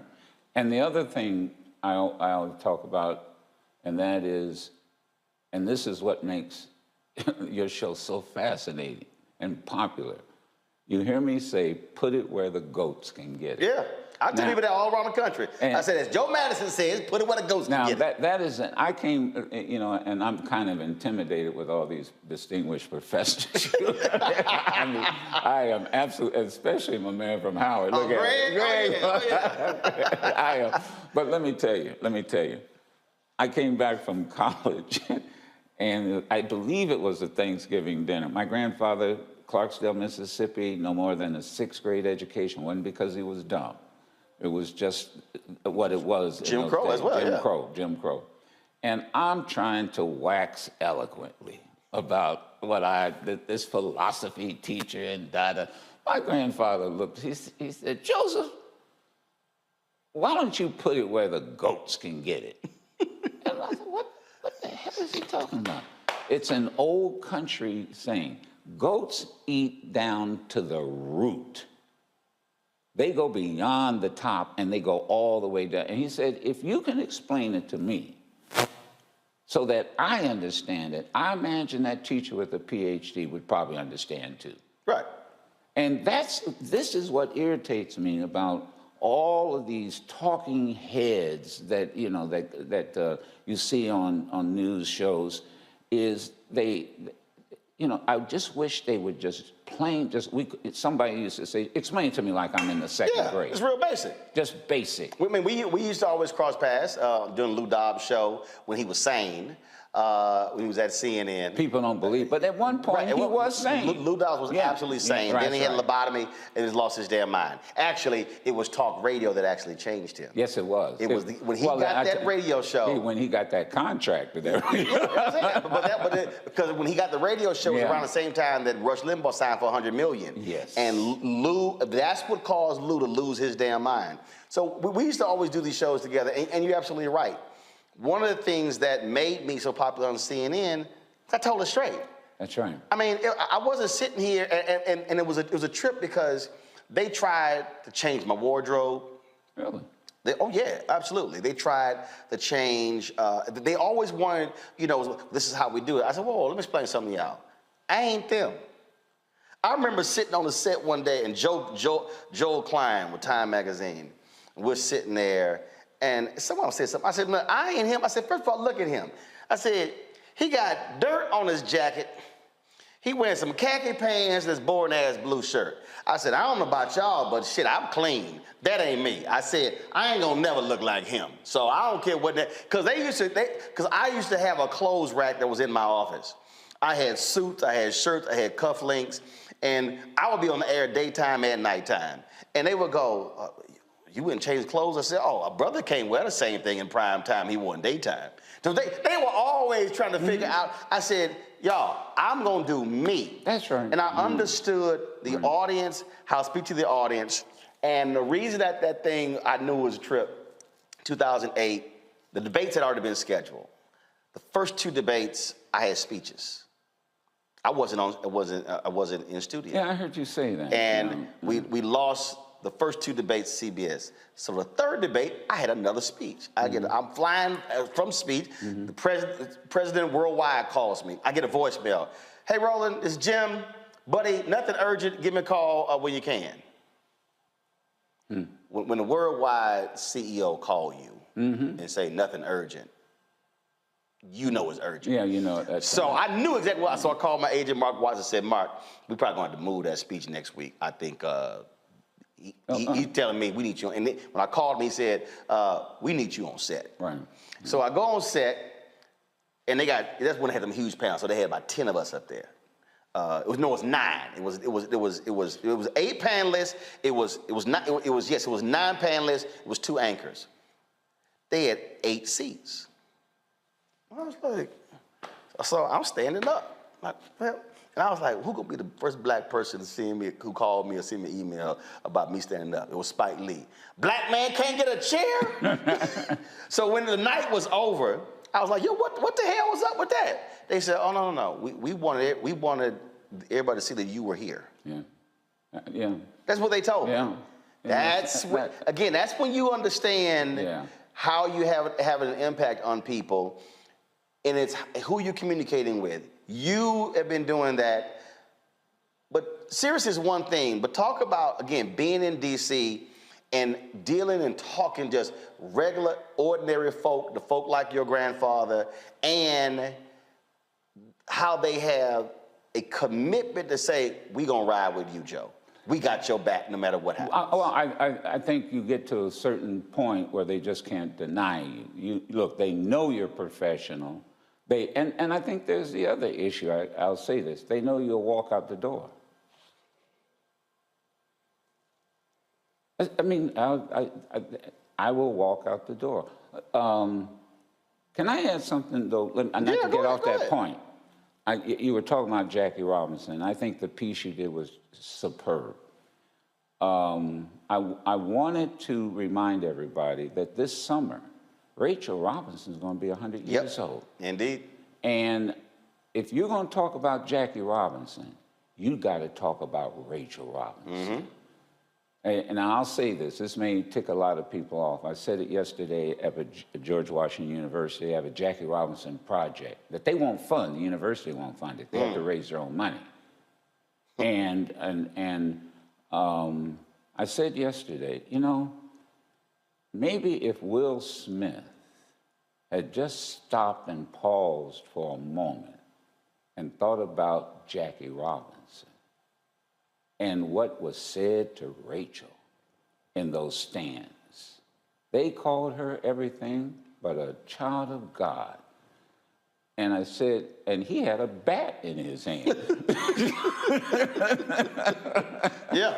And maybe he just should have thought about Jackie Robinson and what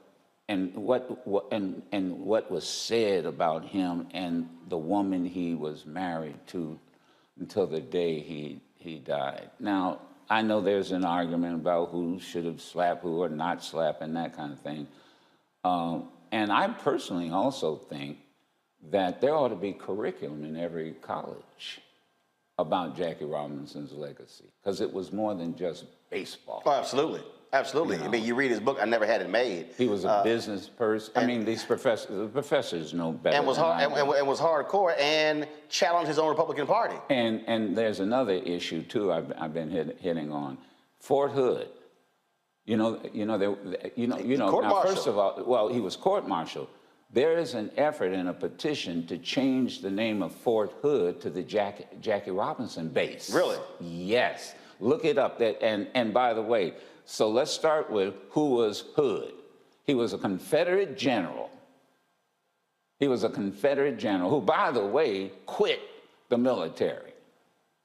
So I want the audience out there to go look it up. And I think that's one of the next things that since they're talking about changing the names of these bases. And one of the hardest things to find is the TNT movie where Andre Breyer played Jackie Robinson. Mm-hmm. It was called The Court Martial of Jackie Robinson. You cannot find that anywhere. Yeah. I remember watching it. It may be still on VHS tape, but not even on DVD. I got some other questions. I'm gonna bring in the panelists in now, so they can ask. You didn't tell me. Now I got to take it. I got to take an exam from you. Yeah, you do. So I ain't gonna go to the professor first, because we gonna ease into it. So the cusser, the chief cusser on Roland Martin Unfiltered, who's also a contributor on Sirius XM, the Clay Kane Show, Reese Colbert. Reese, your question for Joe Madison. Thank you for that wonderful introduction and dubbing me the princess of cussing. Joe Madison, it's such an honor to be in company with you on this show. So thank you for blessing us with so many gems. A question that I have for you is, now I feel like news in our society and our attention span moves so fast. You have such a long career, and I'm just curious, did it feel like that in the other kind of historic and significant eras that we've been through, that things were moving fast and it was easily forgotten? Or does it feel a little bit different, like we have to, push harder to really, get people to see the gravity and the momentous part of what we are experiencing?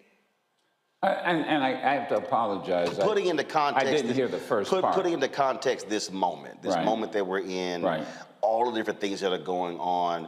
How does it compare to other eras that when you've been on? Nothing has really changed other than the characters, and also the means of communicating is a lot faster. I think the reality is. War is war. Inflation is inflation. Black folk have always had to survive, as Roland and all of you were explaining the first part of the show.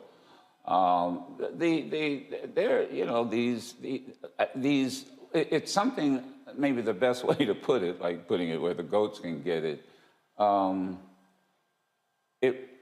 It's Jim Crow's sophisticated cousin.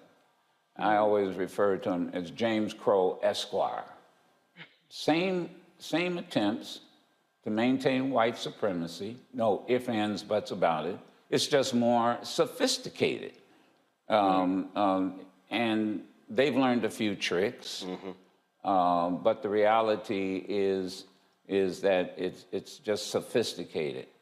And we have to do more reading, we have to do more researching, and I also say this, it's, again, in the book Radioactive, it's cultural conditioning.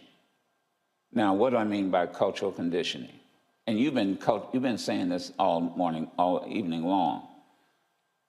America is culturally conditioned to believe that white is superior, black is inferior, and the manifestation of that cultural conditioning is that blacks are undervalued, underestimated, and marginalized.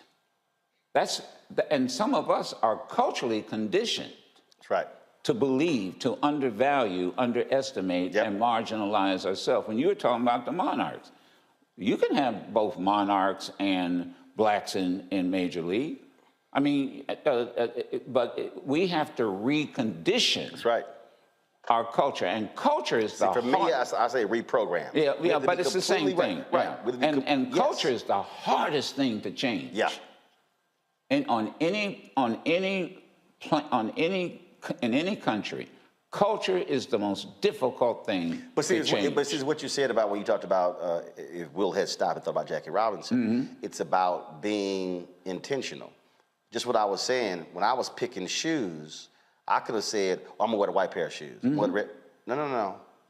I'm gonna specifically wear those because they're black-owned company.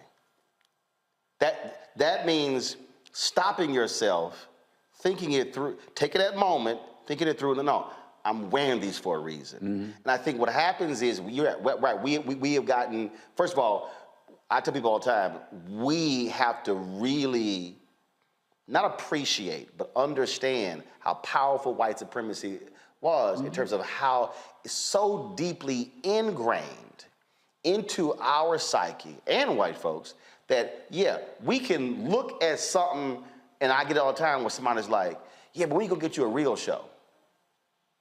Yeah. I'm sorry. Yeah, what the hell is it? What you mean real? Oh, let me tell you about And they really mean white. Yeah, I have a chapter in the book where I talk about, people always ask, how did you get the handle Black Eagle? And when I first started using that handle, folks went crazy on the radio. I mean, these white people went nuts Now the managers didn't, because what are they going to tell me? I can't say it. And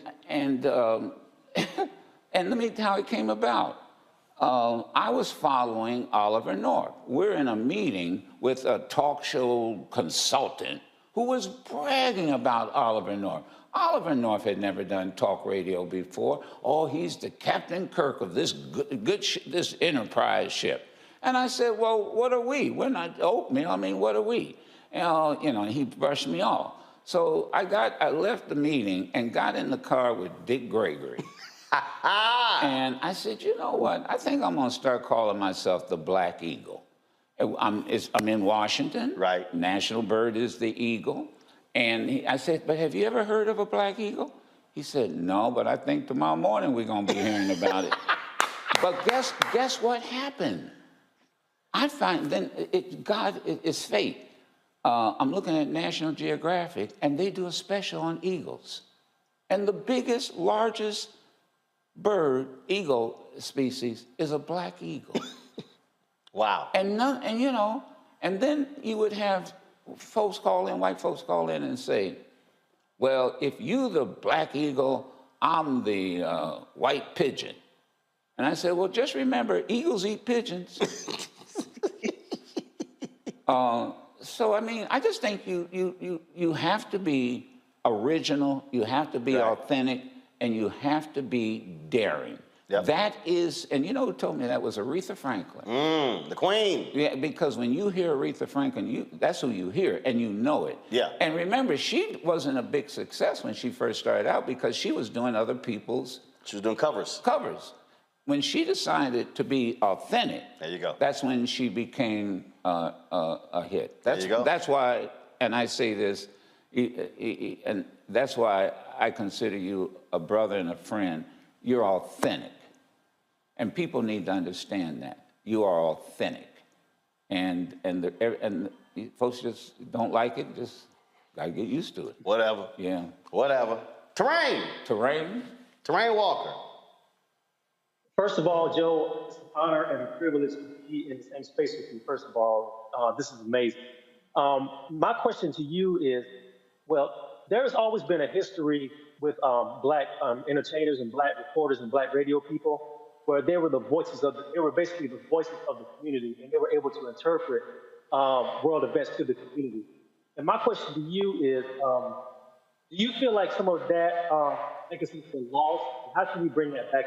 How can we revitalize the idea of black people like yourself, like Roland being the griots for the community and interpreting black communities to the world and the world of black people?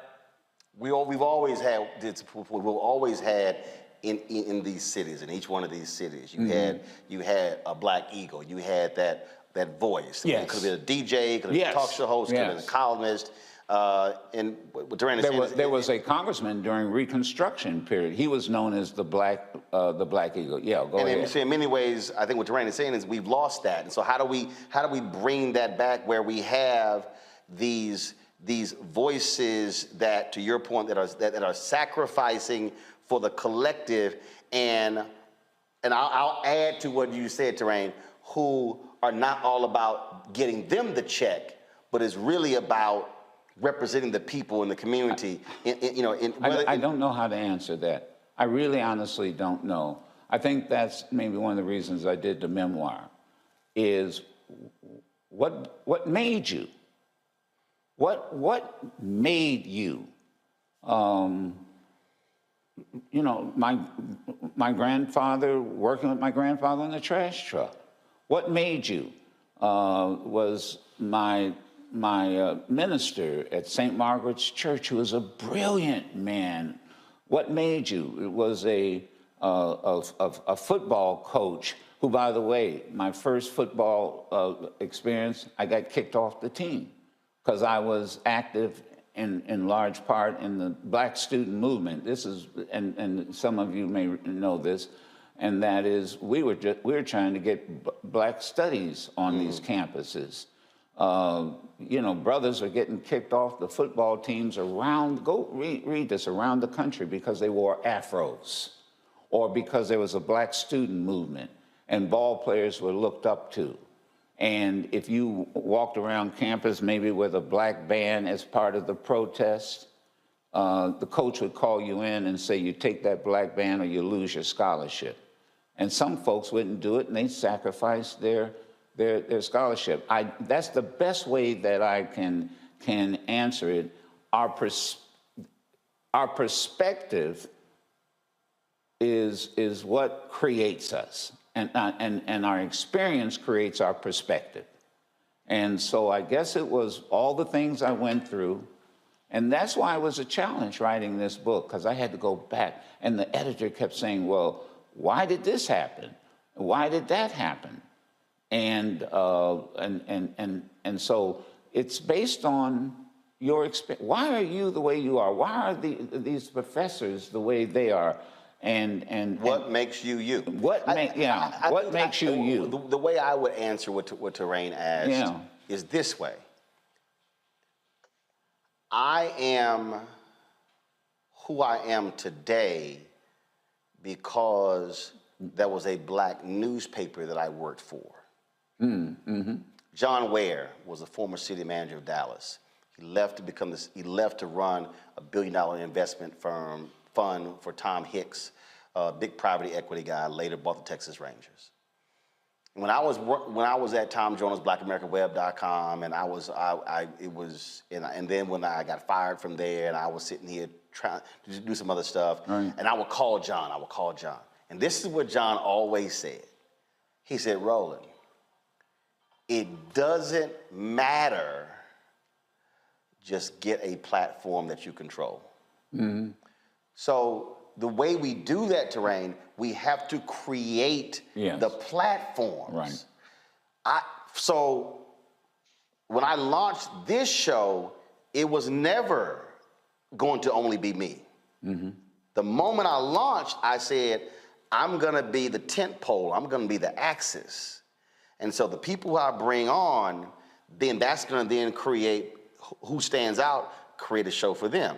So now Faraji has his daily show. Here was Faraji, a 25-year-old young brother from Baltimore, coming on my TV One show, and I was like, all right, well, he got something. And then I created Faraji, we're gonna do this daily show. Mm-hmm. And so bring him on. And then Greg, Greg, I'm thinking about this here. And but that wasn't even a Black Star Network.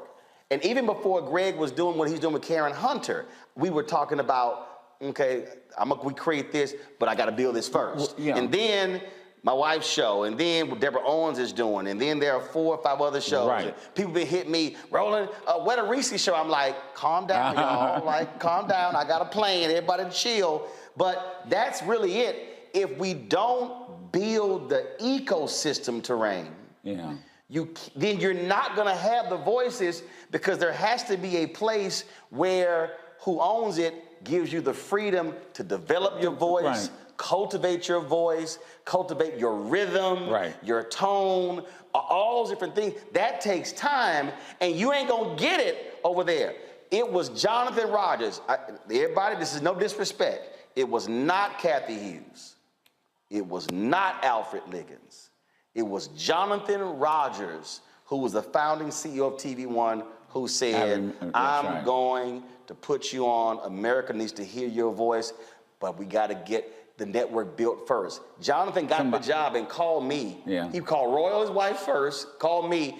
TV One wasn't even named, but he told me that, but I had to be patient. That's how I got developed. Same thing happened with the Sirius XM. I was on WOL, Radio 1, and satellite radio was created. Mm-hmm. They did not have a black talk platform. Did not have one. And Nate Davis, brilliant. He was president. And no one thought that satellite radio would take off. You remember that? Nate Davis, y'all black. And Nate Davis, brilliant, just as quiet. And he said, you know what? We need this channel. Because, Sirius is like, I always look at it, it's like a bookstore. Yeah. And if you don't like what's on channel 26 or 126, go over to another, I forget how many channels there are. So it's like, if you don't like this book in this section, then go to another section. And Nate Davis came to me and said, you know, we have got to have a platform like, and initially it was the Power. Right. Now, they know how I feel about that. It should have stayed the Power. But, you know, some brother came on and said, well, I don't like news, and, you know, and the Power sounds so 60-ish, and I'm blowing them out, but that's okay. And say, let's change it to urban view. First of all, I hate when they slap urban on anything. I'm like, just say black shit. Don't. Yeah. I hate. Dude, okay. But wait a minute. I can't stand when they throw urban in it or soul. But wait a minute. You got the Patriots channel. Right. So that's the right wingers. You've got what is it? Progress. Right. And that's the liberal channel. Basically the liberal. The POTUS channel. Politics of the United States. Now, why can't you? And I've argued this. Why can't you have the black channel with all these brilliant minds you have and call it the Power? And so what I've been told is, you know, it is what it is now. You guys are really popular, so don't change it. And I'm saying, okay, I'm still gonna cuss. So, no, I'm teasing. Dr. Greg Carr. Oh, I'm really intimidated now. Oh, no, God. It's the opposite, Baba. I tell you, man, I could just sit here and listen to you all night. I want to add my honor and respect given to you. Like Reese and Terrain said, every time that I've been around you and seen you, it's just an honor, brother, sometimes to shake your hand and stand there and listen. I remember the first time I saw your studio in Sirius XM in D.C. I went down to do Wilma Leon's show on the weekend. We walked by, I said, that's where the Black Eagle sits. And I'll never forget that. But, you know, I guess my question is very broad, and it kind of echoes what Reese was asking, Brother Madison. And I know my old classmate Dave Canton probably gave you hell because he, like me, is an academic and tried to put words in your mouth, and you had to get him straight. But he says in the beginning of your book there, Radioactive, he says, you know, you always remind us to listen with our third ear. Right. And so looking forward, and you and Roland are really talking about this, but I wonder what you see with your third eye, what you hear with your third ear about the future of media generally.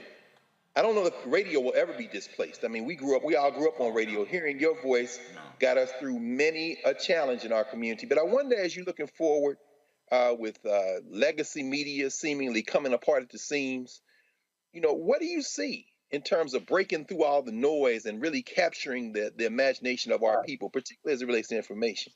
And thank you for your continuing work, Bob. With this whole piece about listening with the third ear and reading with the third eye. That came from a older politician. I remember the ride from Detroit to Lansing. He was a state senator. And he said, look, young man, I was just brand new running the NAACP. And he said, the best of what's his name, Will Rogers. Will Rogers? He said, yes, there's a book out, read The Best of Will Rogers. Now, who is Will Rogers? Will Rogers was like the Johnny Carson of his day on radio. You know, he was the one that would say, you know, Congress is the second oldest profession. I mean, and people would listen to him. Oh, homespun. Oh, yeah. But political humor. Yeah. He was, now, the other thing he said was listen with a third ear and read with a third eye. See, and so to answer your question, too often, and we take what we see and not realize what's really being done in the background. That's that third eye that you see. What is that news story? What's really behind that news story? So again, radio will always be around. I think it was a point in time where I think we used to say whenever people would take over a country, there would be a revolution. The first thing they take over is the radio station. Yeah. After the military, it's media. They take over the radio station, and we see that. Radio station, newspapers. And so here's where I think it's going, and that is everybody now is a potential communicator. Yep. Right with this. Everybody now is and we're seeing it. Yep. Like the story out of Michigan, where that Grand Rapids. And this guy, the passenger, became a reporter. There you go.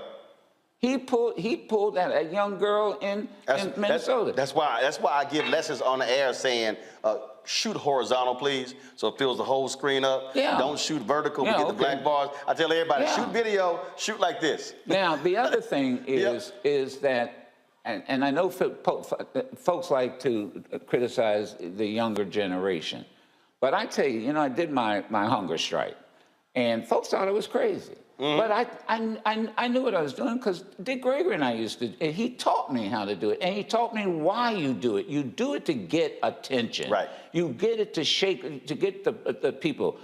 Now, we didn't get the legislation because we had 2 Democratic senators that just were traitors to our cause.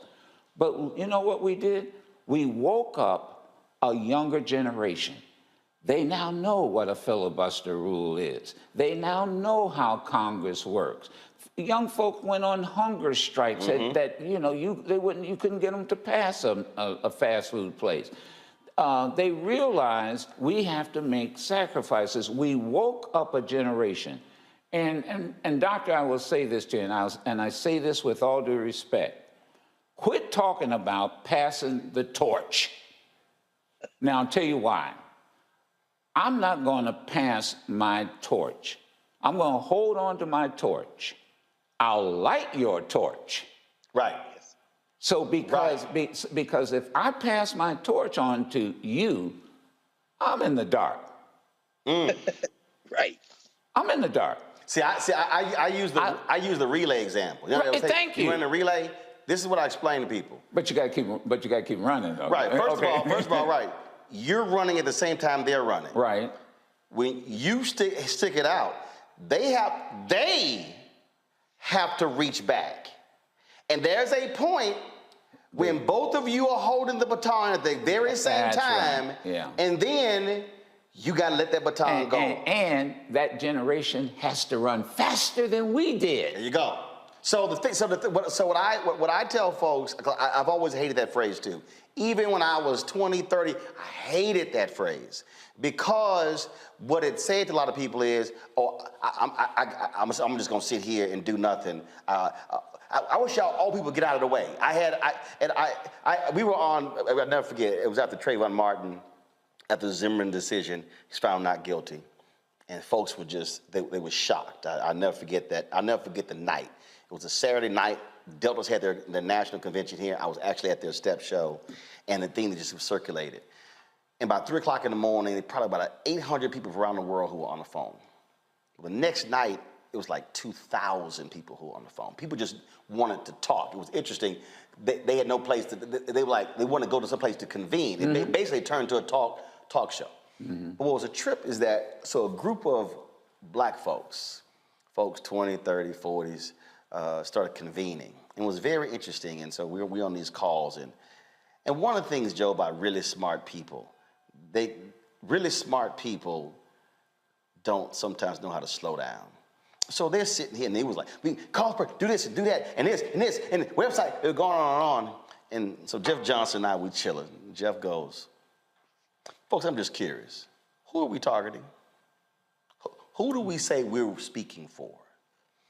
So Jeff and I, we started communicating on this deal. So that was this young lady who hit Jeff, and she was like, I'm tired of these old heads like Roland Martin. Why is he on the call? And Jeff said, let me ask you a question. You think he arrogant? He was like, and? He said, but who else on the call has a national platform? Yeah, exactly. He said, he the only one. And then he said, who else on this call, if we needed somebody to kick off what we were doing and put $10,000 on the table, who could do it and not blink? Yeah. He said him. He said, why in the hell would you not want that person at the table? Yeah. That's part of that whole thing with this folk fighting and who I don't want in the room. I'm like, hey, if you got something to contribute, we all can be. Everybody can do something. Everybody. Look, Rosa Parks lit my torch. In the book, we talk about we boycotted the city of Dearborn, and because an issue with a park. Dearborn is not the Dearborn you know now. Right. It was a sundown town, and a dusted sundown. And the black population was less than 1%. Some black folk, here's Dearborn, here's Detroit. You cross the street, you're in Dearborn. Some folks went over and went to a park shelter. People came in and said, well, you can't, this is Dearborn Park. You can't have this, it was a public park. You can't use this shelter. And lo and behold, we're reading, again, the newspaper. A good friend of mine, he worked at John Conyers' office. Rosa Parks worked there. And he said, we got to do something about this. This is a public park. So we got together and said, okay, fine. We'll boycott the city of Dearborn. So, you know, they had a huge regional mall. Black folks were spending their money. We did. And Rosa Parks said, I'll join you. Oh, okay. And so we decided, we took a lesson from Randall Robinson and the boycott, the boycott of the South African embassy. Mm-hmm. We did it the day before Thanksgiving. Why? Media. Why? You know why. Because Thanksgiving Day was going to be a slow news day. Mm-hmm. So Rosa Parks and Joe Madison gets arrested in Dearborn, calls for a boycott. 70%, it was instantaneous. It was spontaneous. People stopped shopping what they call now Black Friday. Right. They stopped. Let me tell you who gave me more hell than anybody in Dearborn, the older black leadership. You did not get my permission to call a boycott. Because Henry Ford called all of the black leaders. Now, Coleman Young was mayor, and there were some powerful black folk. I'm just a young 20-something NAACP executive. I don't know. I wasn't even with. I was on the political department at the time. Yeah, because I was with Ben Hooks. They called me into a meeting. This was a Saturday morning. They have eggs, bourbon, and you know, that one of those meetings, like a kitchen cabinet. And there were some powerful folks. There was a federal judge. There was a mayor. There was a labor leader. Man, these are older brothers. Right. And they said, you know, you remind me of myself when I was your age. But young man, this is Coleman Young, you got to, you know, you didn't get my permission to call this boycott, and you got Henry Ford pissed off at me, and da-da-da-da-da-da.